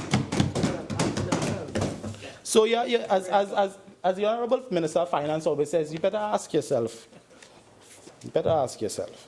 And Madam President, I looked at the Offences of the Persons Act and the consequential and the amendments that ought to have been placed is the removal of at the President's pleasure with the court's pleasure. And that's a very minor amendment. And if the court has given pronouncement on how it is to be interpreted, there is no reason for us to come here and make a big hullabaloo about you know, it really is undisturbed, it's inconsequential. Senator Coppin, Attorney General, Honorable Attorney General, please. And Madam President, I looked again also at section 487, which Senator Ramdeen says was struck out.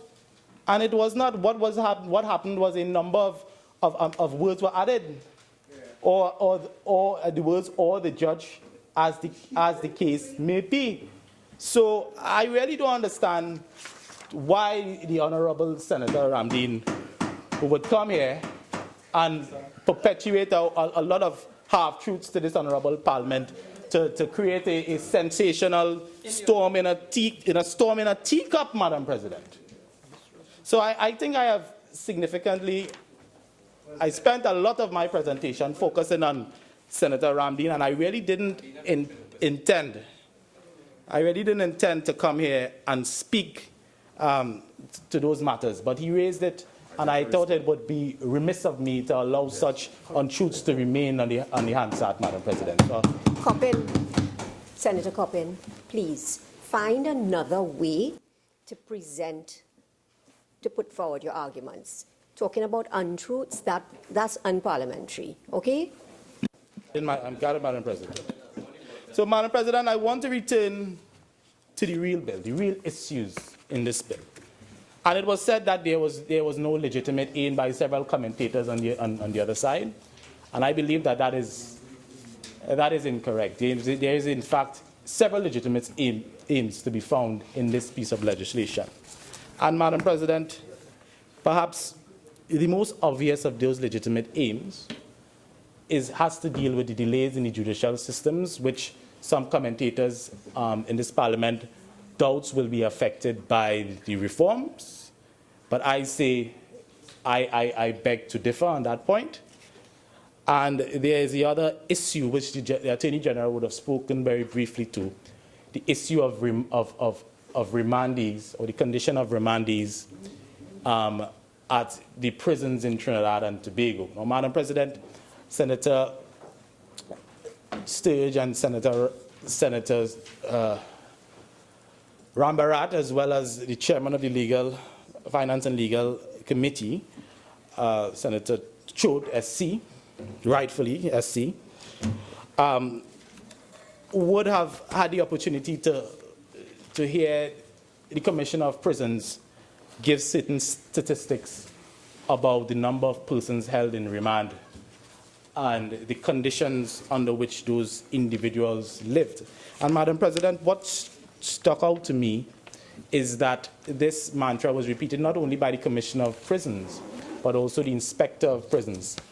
And the Inspector of Prisons would have spoken to the remandees being a bit more violent than the average prisoner, and that they would have suffered a certain amount of psychological issues by virtue of their sentence, their conviction, the time spent not being known to them. What the actual conviction was not there, so they didn't know when they were going to be, how long they were going to be in prison for. And that played a great much on the minds of those remandees.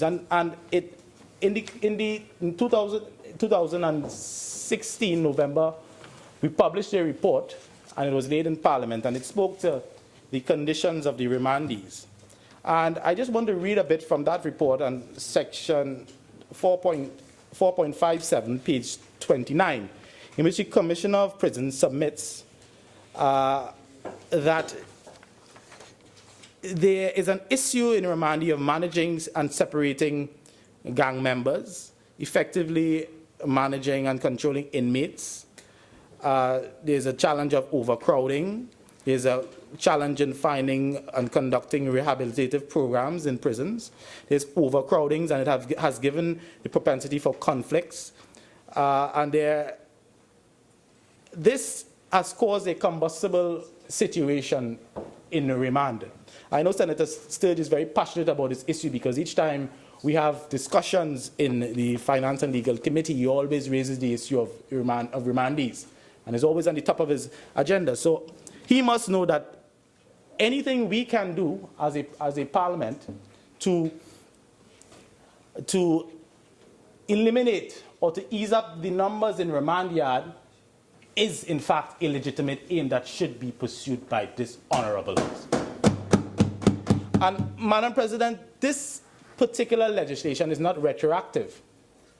But what it would do, if it is effective, is that it would allow persons who are charged to say to the court, I understand the situation in remand because I have been told about it. I understand that persons there are there for 15 years, we were told. I know that persons there are suffering. They have psychological issues. There is an issue of violence against. And I am a rational individual. I understand that if I could be tried, and if I'm innocent, I have no problem submitting myself to a judge alone.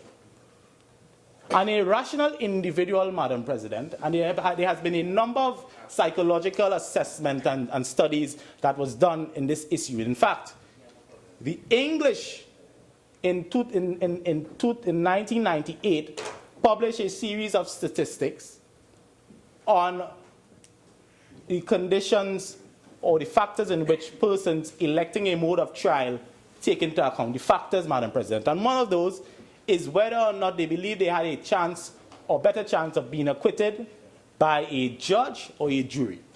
And Madam President, those are the types of issues that we as a parliament must be focusing on in this bill. Because this bill, Madam President, does not eliminate jury trials. It simply gives the defendant or the charge the ability to elect whether or not he will be judged by a judge and a jury or a judge alone. So we must ask ourselves, what would a person charged, fully aware of the conditions in remand yard, how will he approach this question? What are the factors he will consider? If he is innocent, he will say, I have no problem being judged by a judge alone, notwithstanding the fact, Madam President, that statistics have shown that there is a higher chance that a judge or a magistrate alone will find someone guilty than a jury. The rate of acquittals for juries is higher.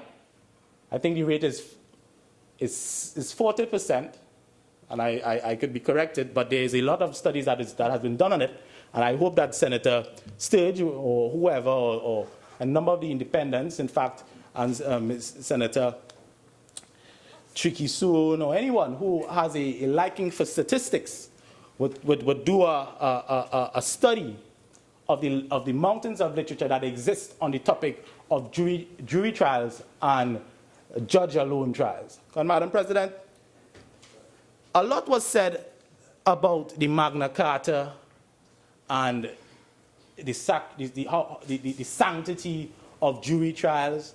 And they made a lot of persons, commentators, a lot of senators in this House have made it as if jury trials has always been a right.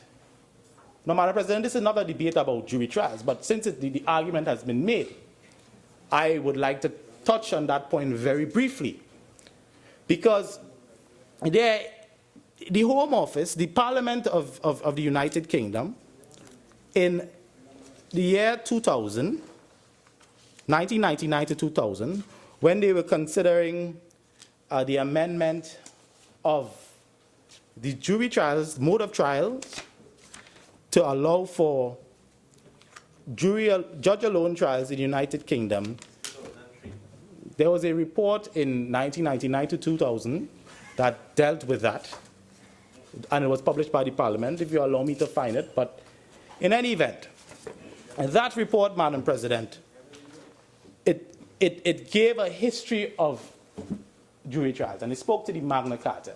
And it was very interesting that in that paper, they would have spoken to a number of commentators who themselves referred to the history of jury trials and the statute, for instance, of Westminster. And the Statute of Westminster, Madam President, for those of us who are interested in history, spoke to jury trials not as a right, but it spoke to the fact that if a defendant did not choose a jury trial, he would be subjected to the most inhumane punishment. So in fact, the jury trial was a system that was not natural to us at first, but it was imposed upon the criminal justice system. And Madam President, I have a quotation here. It spoke to the Statute of Westminster, provided that felons who refuse jury trials should be committed to a hard and strong prison fort et dure. Walker notes that the words prison fort et dure became transformed into pain fort et dure, a form of torture whereby in the 16th century, the prisoner was placed between two boards on which increasingly heavy weights were placed until he consented to trial by jury or died. So, if we know our history, Madam President, we would know that not everybody wanted jury trials.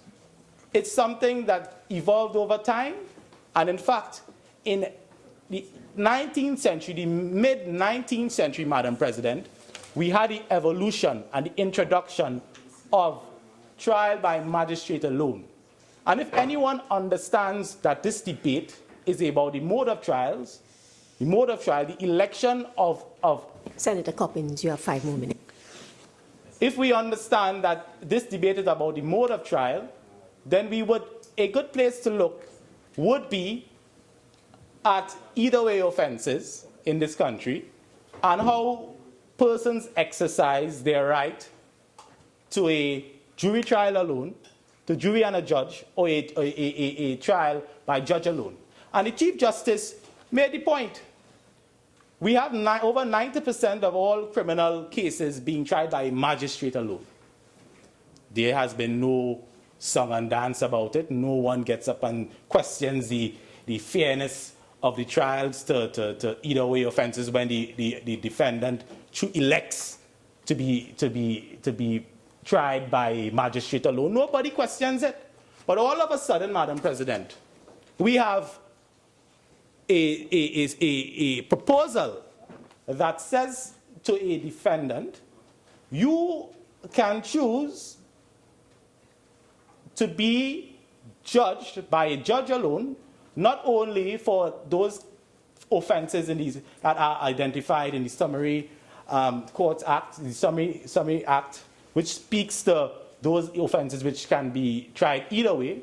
But in fact, you have the power. The power is in your hands to make a rational decision as to where you believe you will be best placed to get justice in this system, Madam President.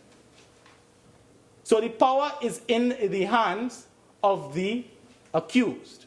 So it is mind-boggling to me. It's unfathomable that anyone could, knowing that the mode of trial exists for certain offenses, to come where the government proposes and to do something which has been shown in Canada not to be unconstitutional, has been shown by the European Court of Human Rights as not being unconstitutional, has been shown in Jamaica, Madam President, and the Attorney General will have referred to it, a case that dealt with the gun court and the constitutionality of having grave crimes dealt with by a judge alone.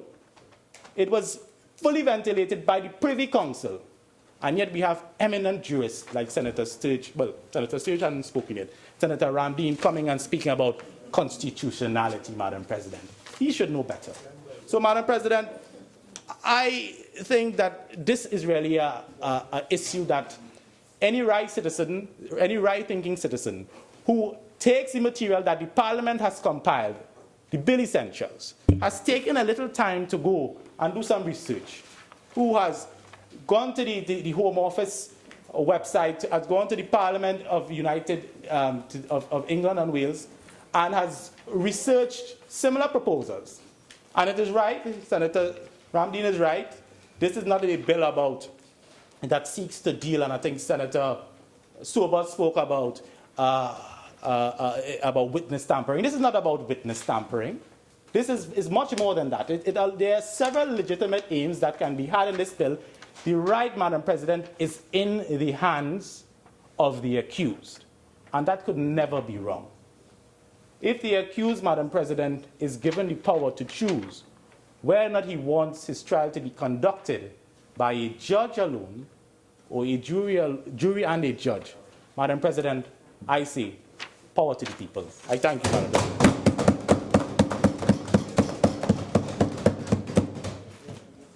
You have 2 minutes. Correctly answered, where Senator Coppin indicated that I said that the Evelyn matter had gone to the Privy Council. That could not be possible, Madam President, because I was counsel in the Evelyn matter, and therefore I would know that the matter completed at the High Court. But he also said that I made reference to the fact that I quoted a case of Sipasad and Pancho that I did say went to the Privy Council, and it dealt with the Children's Act, and that I made reference to the fact that in my contribution, I said that it dealt with the Offences Against the Persons Act. That also cannot be correct, Madam President, because I argued Sipasad and Pancho in the High Court and in the Court of Appeal. And then he went further to make reference to the fact that I said that I misquoted a case that dealt with the Children's Act in making reference to the unconstitutionality of the Offences Against the Persons Act. Well, that also can't be correct, Madam President, because I also did Mukesh Maharaj, in which I was counsel, and Justice Kokaram, to quote him at paragraph 22, said, the alleged distinction between the Children's Act and the Offences Against the Persons Act that requires the detention of an individual to be at the pleasure of the President is, in my view, esoteric. So I was correct in all of the quotations that I made, and I was not misquoting or misleading the Parliament. Thank you, Madam President, for the opportunity. Senator Amin. Madam President, I rise to contribute to this debate on the miscellaneous provisions trial by judge alone Bill 2017. I have listened to the submission of the Attorney General and several of my colleagues on various sides of the House. Madam President, there is a premise that if you put a frog suddenly into boiling water, it will jump out immediately. But if you put it in a pot of cold water, which is brought to boil slowly, it will not perceive the danger until it is too late. Yes. And the frog by then will be cooked because it will not be able to jump out of the pot. Madam President, this story is often used as a metaphor for the inability or unwillingness of people to react to or be aware of threats that arise gradually. Madam President, it is my view that as I contribute to this debate, that we must be mindful of a number of other measures taken by this government, which can be argued undermines the rights of citizens and the sovereignty of our democracy in Trinidad and Tobago, albeit in small measures. Small, apparently harmless measures. Members on the other side indicated this is just an option. It doesn't remove trial by jury. This is an addition. This is a choice. Small, apparently well-meaning measures that undermine gradually raising the temperature under the pot with the frog. The argument comes from the other side that this is reasonable, particularly in the face of rising crime and violent crime and murders in particular. And the Attorney General quoted some statistics of the murders, and I know his government cannot be proud of the number of murders as it spirals out of control in Trinidad and Tobago. But it is important for us to remember that it is incumbent on the government of the country to deal with crime, to deal with justice, and to ensure the safety and security of our citizens. And to ensure that in the case where we are facing such alarming murder, such an alarming murder rate and alarming statistics where violent crime is concerned, that our citizens are not backed into a corner where any measure in their desperation seems like deliverance. And that, Madam President, is what this government appears to be doing. Backing the citizens into a corner because they have not been able to deal with crime and violence and murder in our country, and putting our citizens into a position where they are so desperate that they are willing to give up their rights to have their safety. Madam President, relatively recently in this very House, you had the debate on the SSA bill, which was a classic example. In the public domain as well as here in the Parliament, there was the argument of the citizens' constitutional right to privacy. And of course, the Attorney General indicating that in his opinion, he did not believe that there was an absolute right to privacy by our citizens. But in the public domain, where we who sit in Parliament, perhaps not in this House, but we who sit in Parliament are judged by the public. In the public domain, there were many who were of the opinion that things are so bad that they were willing to give up one of their rights protected in the Constitution to ensure the safety of their families and their own safety and security in the face of violent crimes. And a lot of it, Madam President, comes back to the inability of the government to make citizens feel comfortable that they can adequately deal with crime.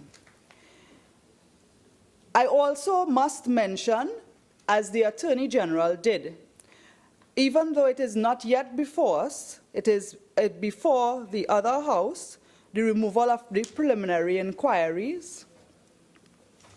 And of course, because that will be expected to come here, I would not go into that, Madam President, but certainly it is one thing that we must also consider.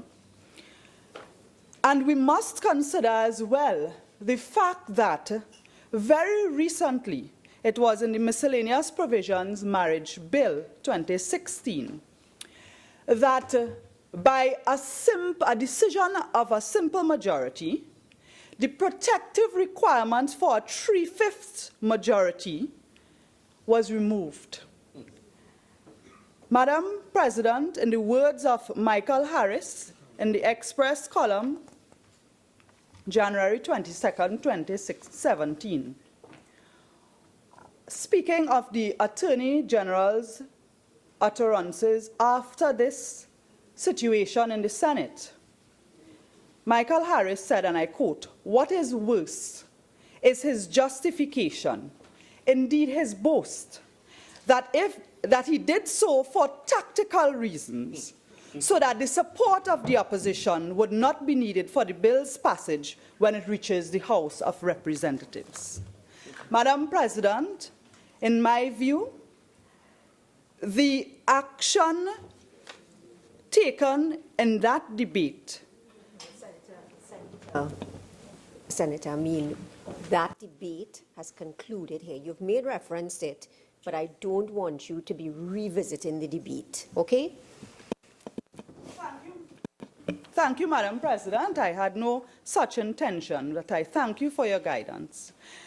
Madam President, I mentioned the situation and the utterance of the Attorney General interpreted by the columnists as a boast, as an act that undermines the protections set out in our Constitution and in our system of governance, that undermines the role of the opposition, where a 3/5 or special majority is required for any measures that would that it normally would be required for.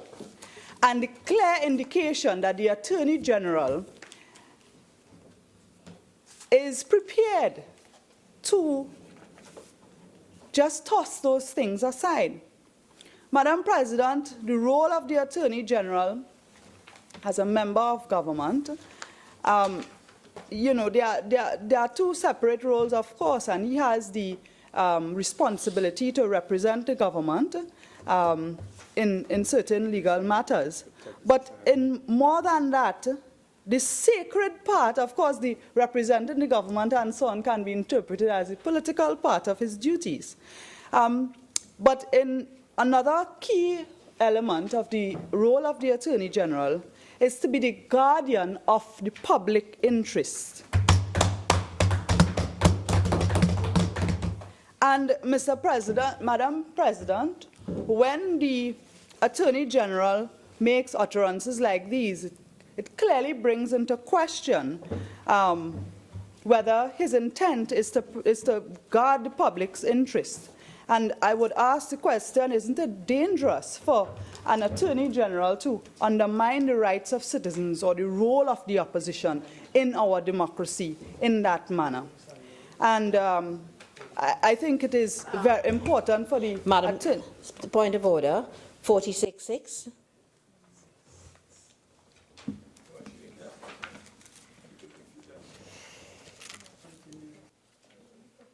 Yes, Senator, I mean, present your arguments a little differently. You are imputing improper motives. Thank you, Madam President. Madam President, I will end that section just to indicate that the population ought to be wary of an Attorney General who would make a boast of that nature. Madam President, in my opinion, this bill really sorts of gets the public to accept certain things gradually that could take us down a very slippery and dangerous slope. It is my opinion that this bill really sort of tests public opinion and gives the public the opportunity to accept the removal of juries in trials and indicates that, you know, while it's a choice, it's a harmless choice. Yeah. And in a society where public opinion and public acceptance determines political power, in our democratic society, the government is limited or restricted based on public opinion from simply being a runaway horse. But that does not restrict a government from being deceptive towards the population. Madam President, it is my opinion that the very appearance of being harmless is the danger in this piece of legislation. Considering that later on, depending on the direction the government or the Attorney General wishes to take the country or the Parliament, other measures can be brought.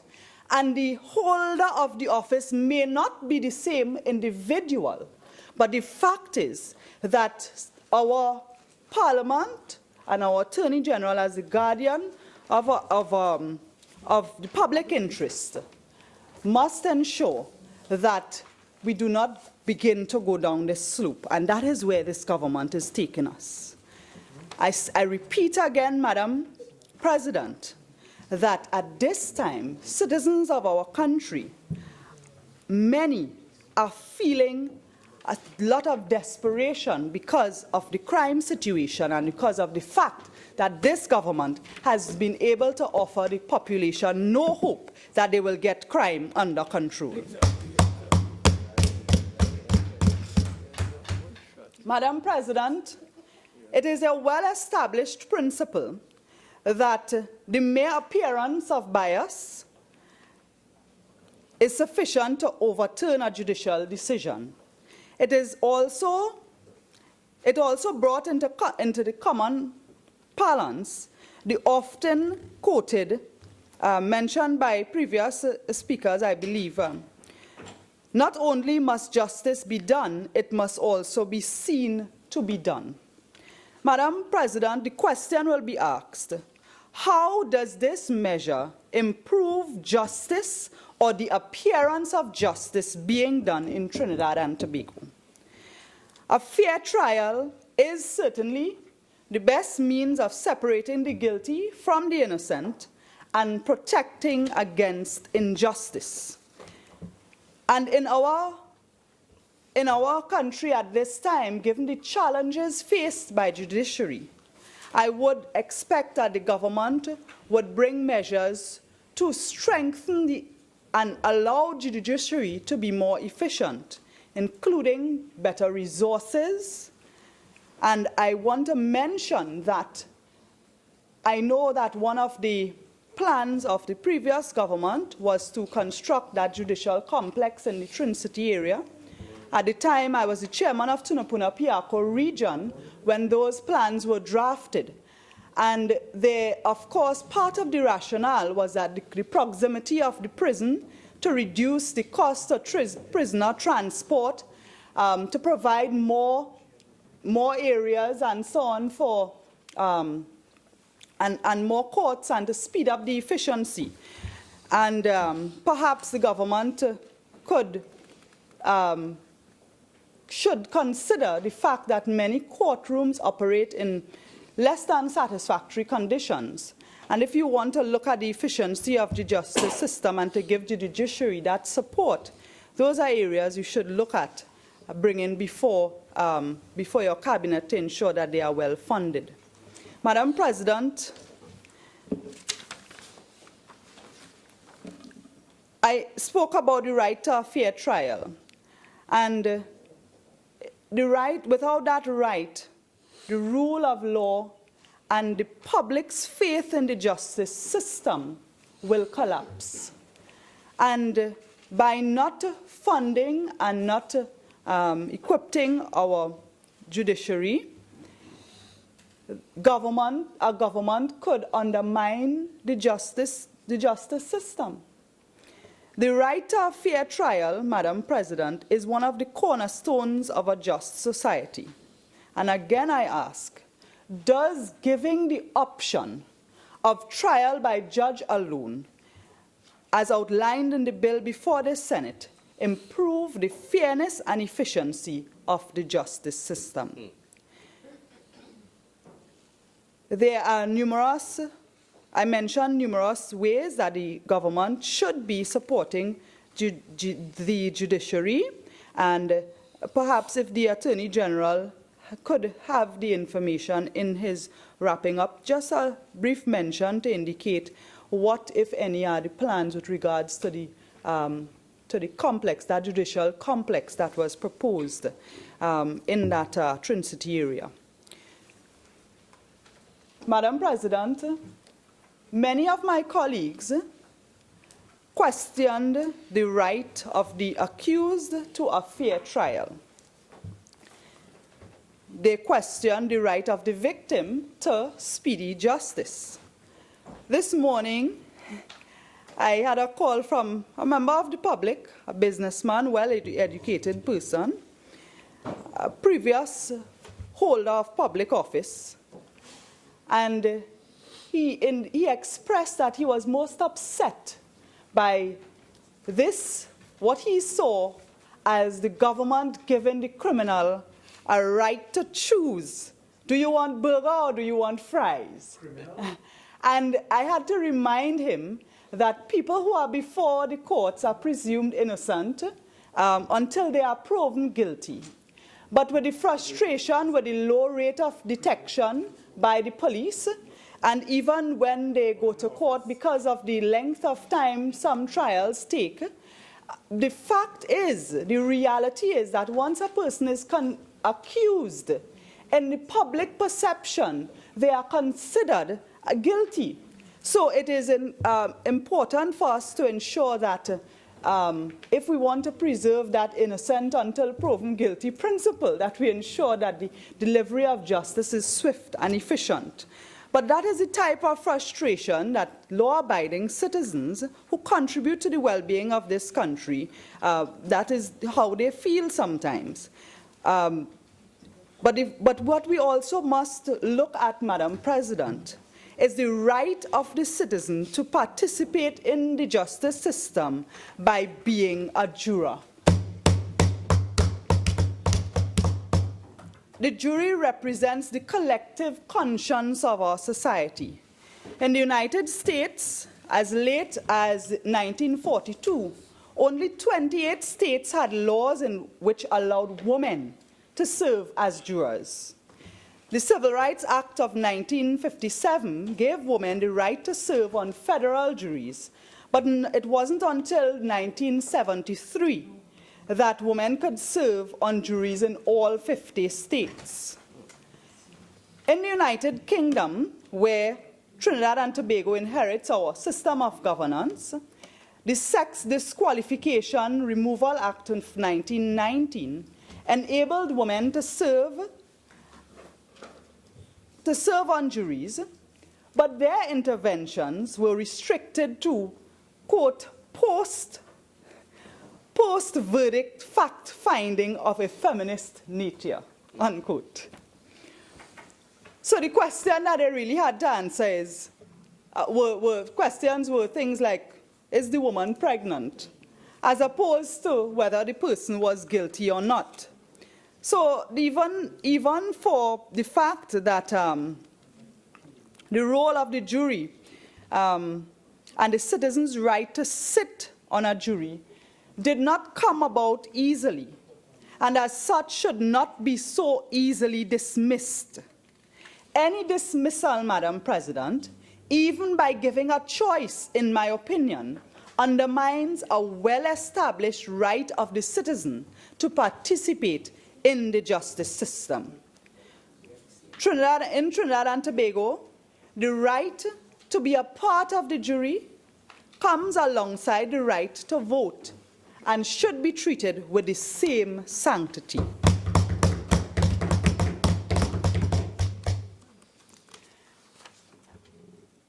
I congratulate young Senator Sobers on his contribution,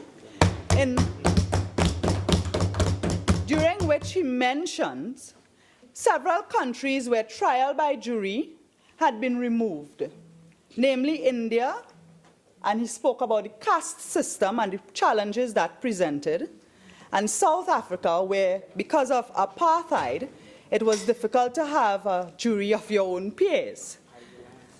Conversely, in Trinidad and Tobago, the very cosmopolitan nature of our country strengthens the argument for the need to ensure that juries remain intact. The right to a fair trial in a place like Trinidad and Tobago, where we have so many different races, religious practices, and cultures. What are the possibilities when there are crimes committed where the accused may have been influenced by his cultural background and his sincere belief that what he was doing was right? And what are the possibilities that the judge may be able to identify with it. Madam President, I really don't think it's as necessary for us to go into justifying, those arguments that have been had in several places all over the world with regards to the possibility that a judge may have the same educational background, the same socialization, the same psyche or way of thinking as the accused. Senator Roach, in his contribution, advances even another argument in support of the value of keeping the jury system intact, and that is our small population. He indicated, and I just paraphrase, a judge must be circumspect with regards to who he socializes with in case, one of those persons he lying with appears in front of him as an accused. And that is why we have a 12-member or 9-member jury, to insulate situations like that and to buffer, because in our small society, in our small country, our population, it is very likely that we would have interacted with people. But, Madam President, it is ironic that no one mentioned that the association is not often between the judge and the accused. Very often, a person who is a judge and in the legal fraternity would socialize, go to the same schools, play golf, be part of the social circles as attorneys and very prominent attorneys who represent accused. And therein, you would have had in the past that perception that a judge could be biased, not towards the accused, but towards the attorney who might be his partner or somehow related. And there could be a perception in this country that justice works better for moneyed people. There are a number of cases. There are a number of cases on record where the decision of the judge was so skewed that the judgment had to be turned down. I will mention Sonia Fafa, Brad Boyce, Vijay Narayan Singh. And the fact is that while the facility to appeal and go to the Privy Council exists, the number of years it takes to reach there, again, justice delayed is justice denied. And Senator Sophia Choate, Senior Counsel, also touched on the background of some judges in terms of their experience, and again, speaking to their perception and the way they will look at things. And all of these, Madam President, I think, are strong arguments to just leave the thing alone. There are so many other things to be dealt with, but the government will reiterate that this measure is simply a provision of a choice, and again, the danger is in the very appearance of this being harmless. And Madam President, as I wrap up, every time I come to this Parliament and I sit here to serve and to speak, when the UNC senators speak, the opposition senators speak, we do not speak on behalf of 300 and something thousand people who voted for the UNC. We speak on behalf of the entire country as a means of a check and balance against the government. So I cannot contribute to this debate without bringing the question into this House as to the relevance of this entire debate to the average citizen. Madam President, there is a lot of cynicism, not only in Trinidad and Tobago, but throughout the world with regards to the attitude towards politicians. And there are many people in this country who believe that this parliament and this government and politicians talk and waste a lot of time. And today you have the government bringing a bill before us, and they're saying, oh, this is a harmless measure, you know.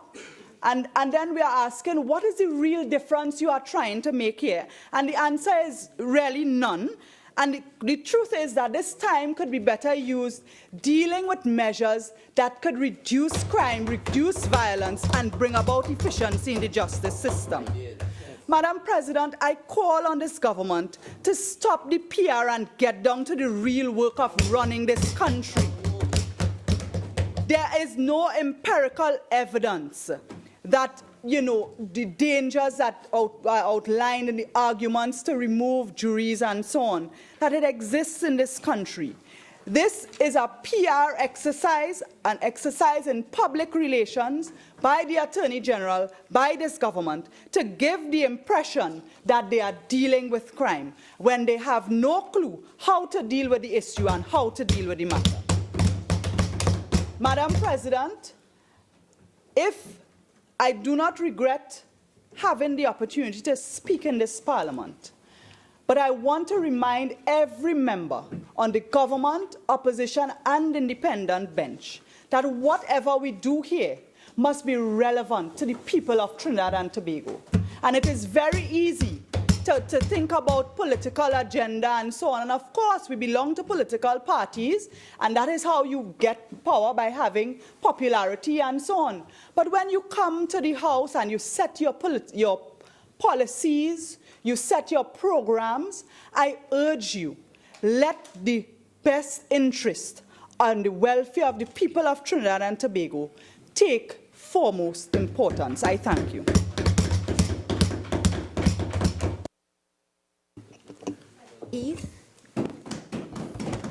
Madam President,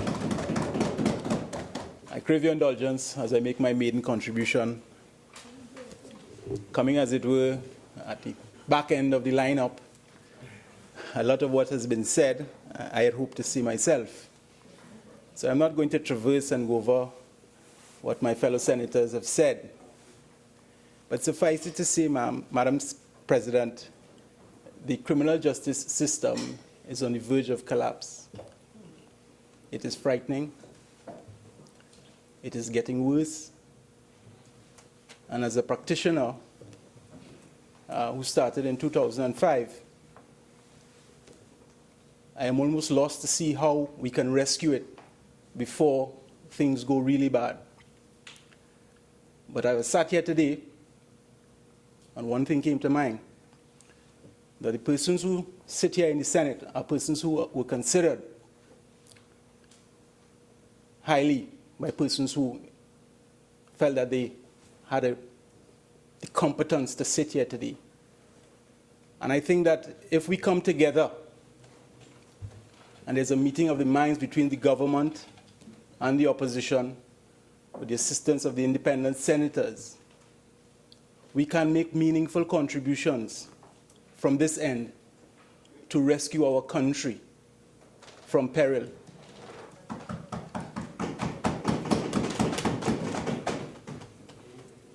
It is no joke, and I would give some of my personal experience, and then I will touch on the bill at hand, that I've had clients of mine who have died 3 in 1 year while in prison awaiting trial.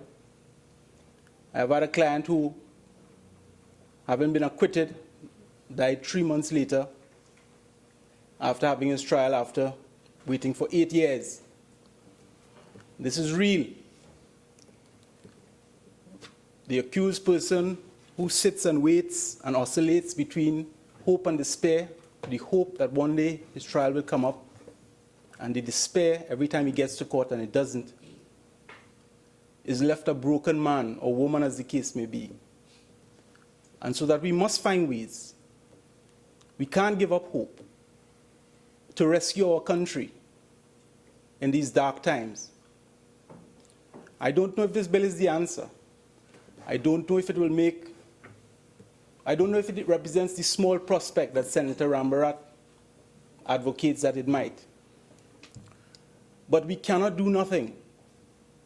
We have to keep prodding away and trying to do something to rescue our system. Now, just to bring it back to the bill at hand, the jury system is the only system I've known, and certainly I can't imagine life without it. Not that the bill, as I understand it, proposes to do that. I was given a book as I came to Parliament by a colleague of mine, Fair Trial Rights, Richard Clayton and Hugh Tomlinson. I just want to read briefly from it. Senator, procedural motion. Just a procedural motion. Yes. Madam President, in accordance with Standing Order 14.5, I beg to move that the Senate continue to sit until the completion of the contribution by Senator Heath. Thank you. Honourable Senators, the question is that this Senate continue to sit until the completion of the contribution of Senator Heath. Those in favour say aye. Aye. Those against say no. The ayes have it. This Senate will continue until the completion of Senator Heath's contribution. I'm much obliged. I'll just read briefly at page 56 of the book under the rubric, The Right to Jury Trial. The right to trial by jury is often regarded as central to the rights of criminal defendants and has been described as a constitutional right. To many commentators, it is the most important fair trial right of all. In Lord Devlin's well-known words, trial by jury is more than an instrument of justice and more than one wheel of the Constitution. It is the lamp that shows that freedom lives. Perhaps more powerful words couldn't be spoken with respect to the retention of trial by jury. But as I understand the bill, it does not seek in any way to abolish trial by jury.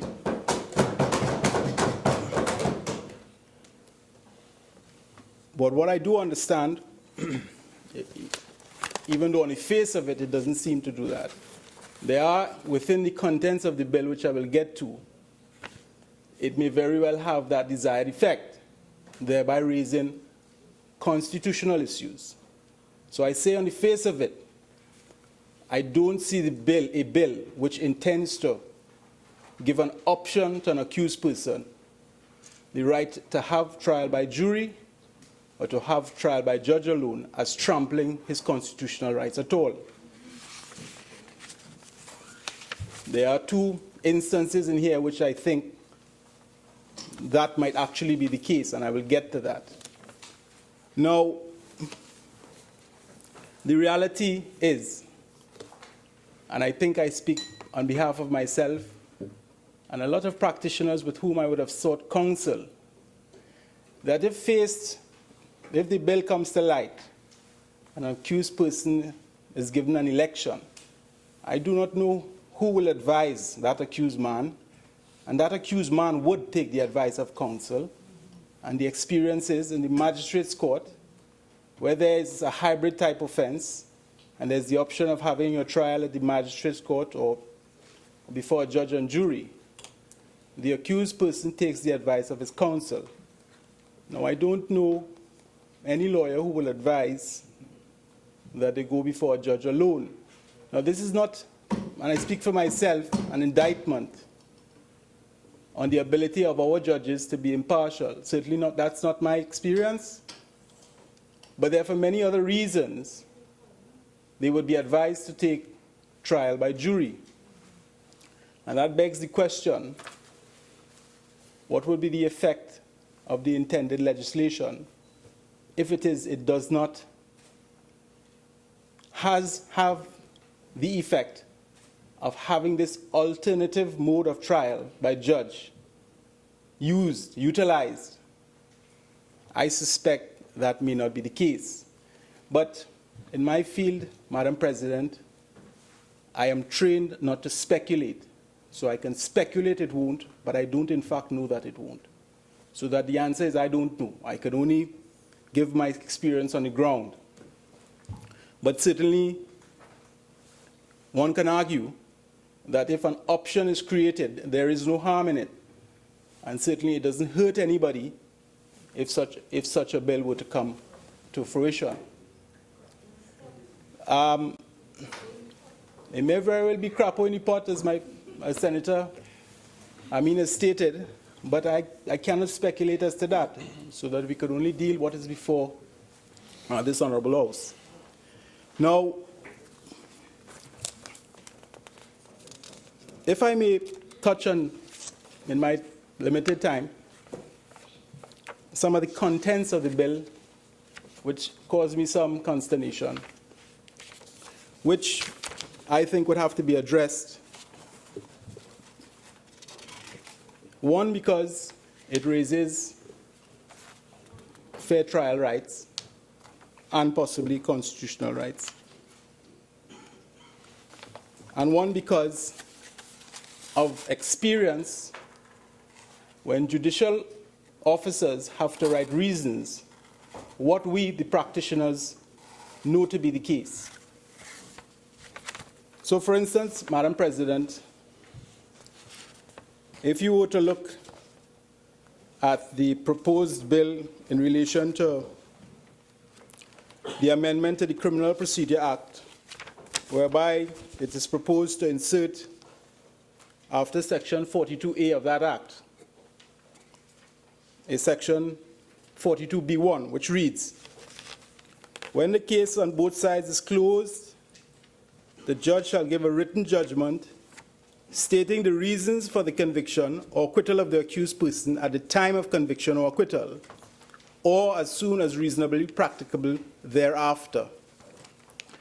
I have a concern with from where you get the disjunctive or, as soon as reasonably practicable thereafter.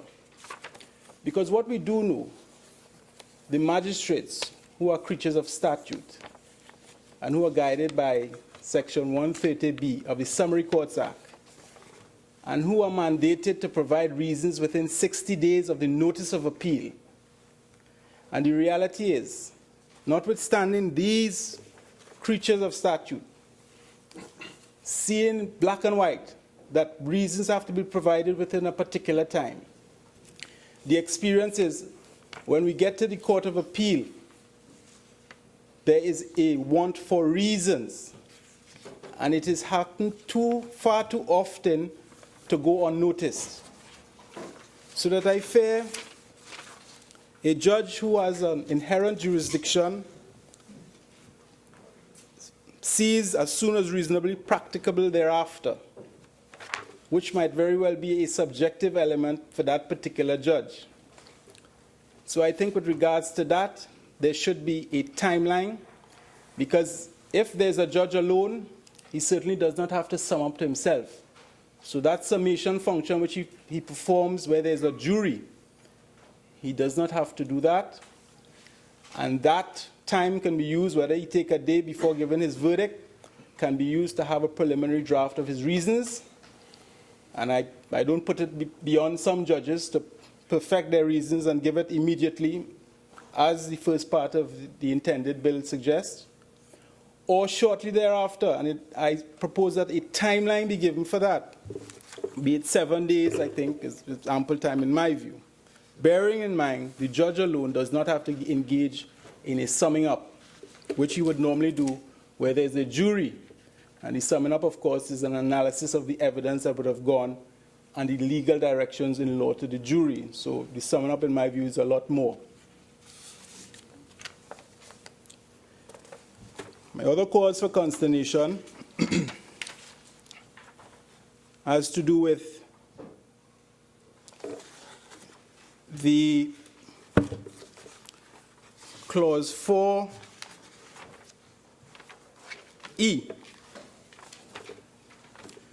where it proposes to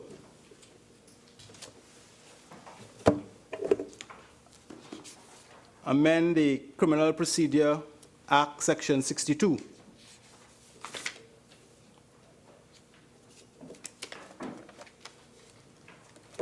let me just read what the current act says. As it stands, the current act, section 62, subsection 2 states, where a woman convicted of an offense punishable with death alleges that she is pregnant, or where the court before whom a woman is so convicted thinks fit so to order, the question whether or not the woman is pregnant shall, before sentence is passed on her, be determined by a jury. It's an exercise for the jury as a matter of fact to make the determination as to if this woman who convicted is pregnant. Therefore, the sentence of death cannot be passed on her. The proposed, the bill states this. It seeks in subsection 2 to delete the words a jury and substituting the words a judge. Subsection 2, it goes on to treat with all the other sections which deals with the function of a jury as it currently obtains, so that you can find yourself choosing the mode of trial by judge and jury, yet in the circumstances of the pregnant woman who has been convicted, finding the judge making certain pronouncements, whereas before it would have been a function of the jury. Similarly, when you go to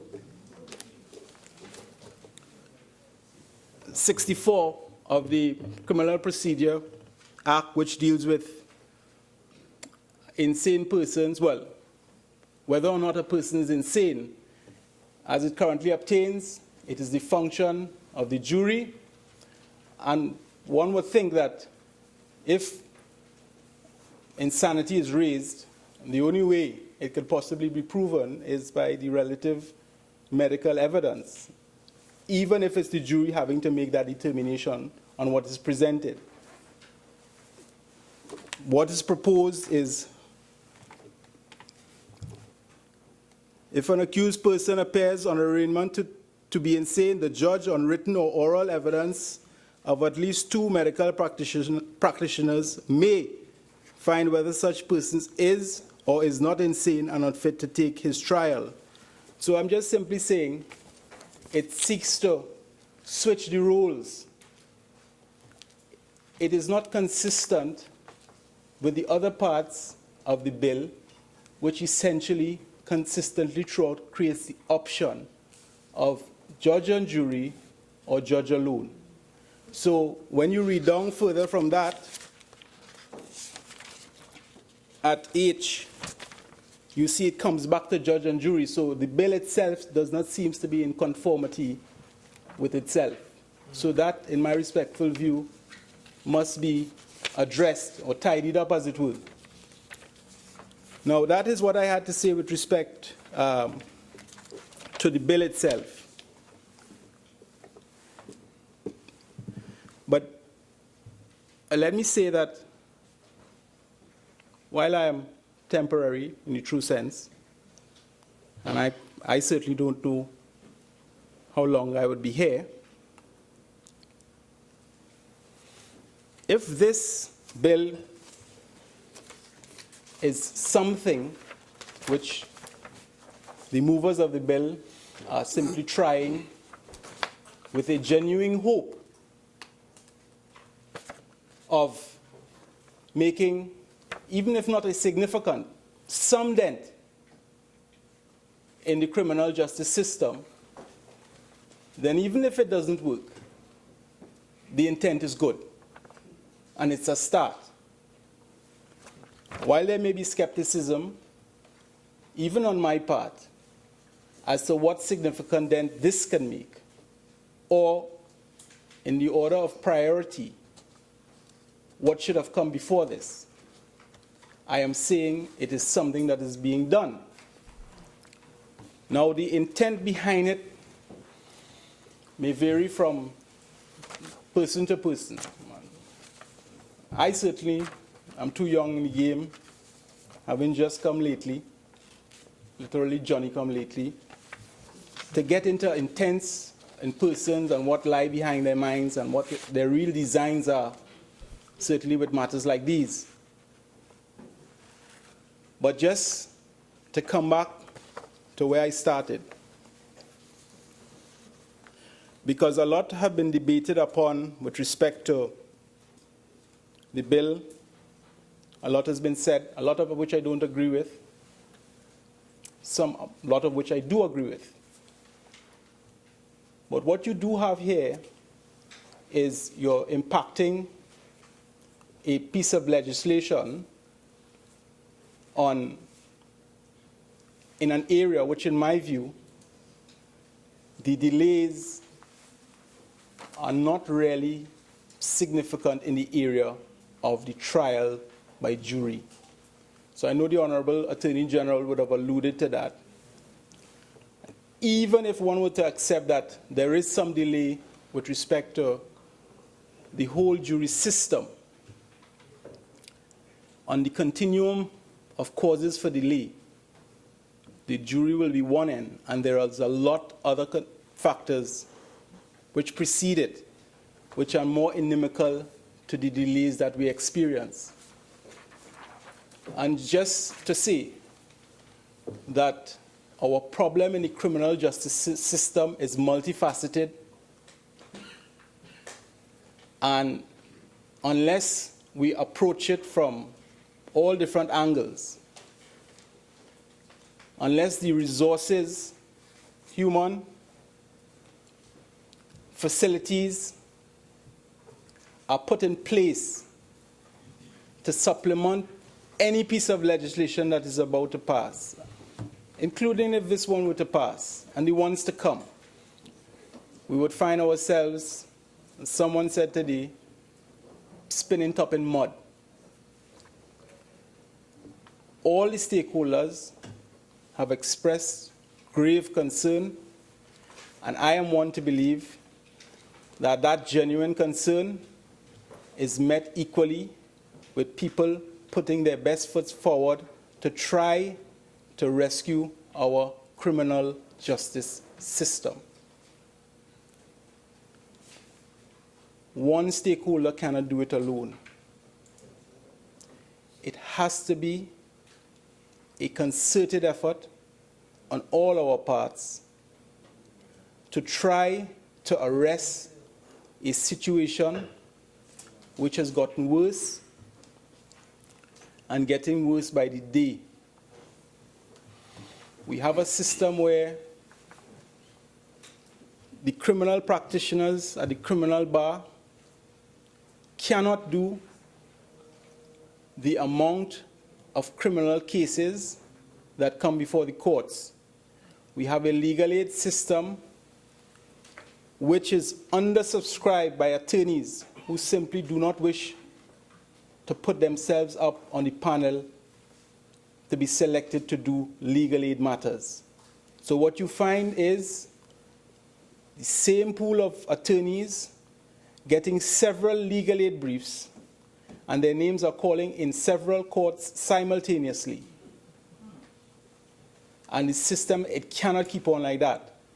In one instance, when the Vindra Naipaul Kuhlman case was going on, most of the attorneys there were legal aid, if not all, and so that what you had in all the other matters had to have a standstill for a while, waiting, because there was simply no other attorneys to accept the brief.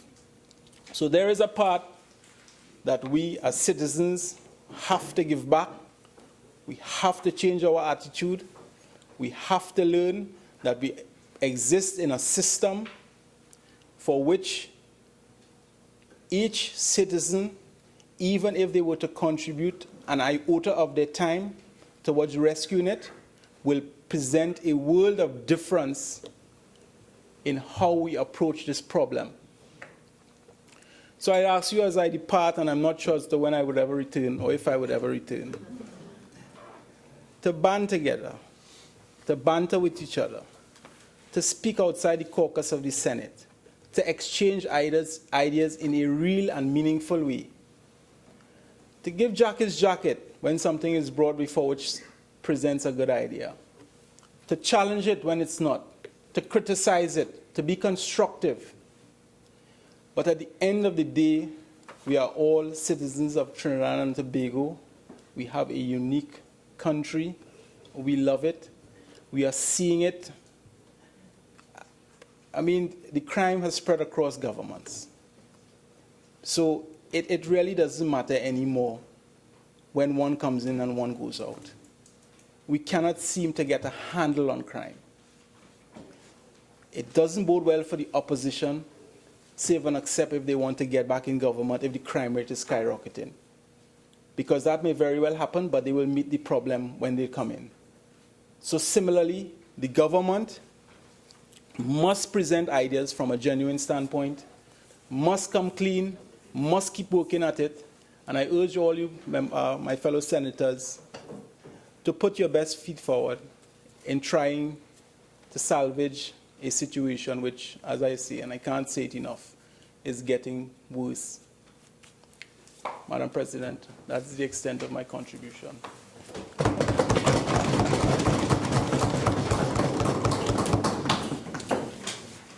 Honourable Senators, I think we should all congratulate Senator Heath on his maiden contribution.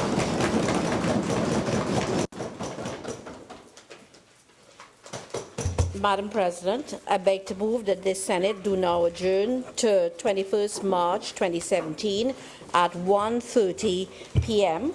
when we will continue the debate on the bill, an act to amend the Offences Against a Person Act, and time permitting, we will move to the bill entitled An Act to Amend the Motor Vehicles and Road Traffic Act, Chapter 4850, etc. Thank you. Honourable Senators, the question is that this Senate do now adjourn to Tuesday, the 21st of March 2017 at 1:30 p.m. All in favour say aye. Aye. Any against? Say no. The ayes have it. This Senate now stands adjourned to Tuesday, the 21st of March 2017 at 1:30 p.m.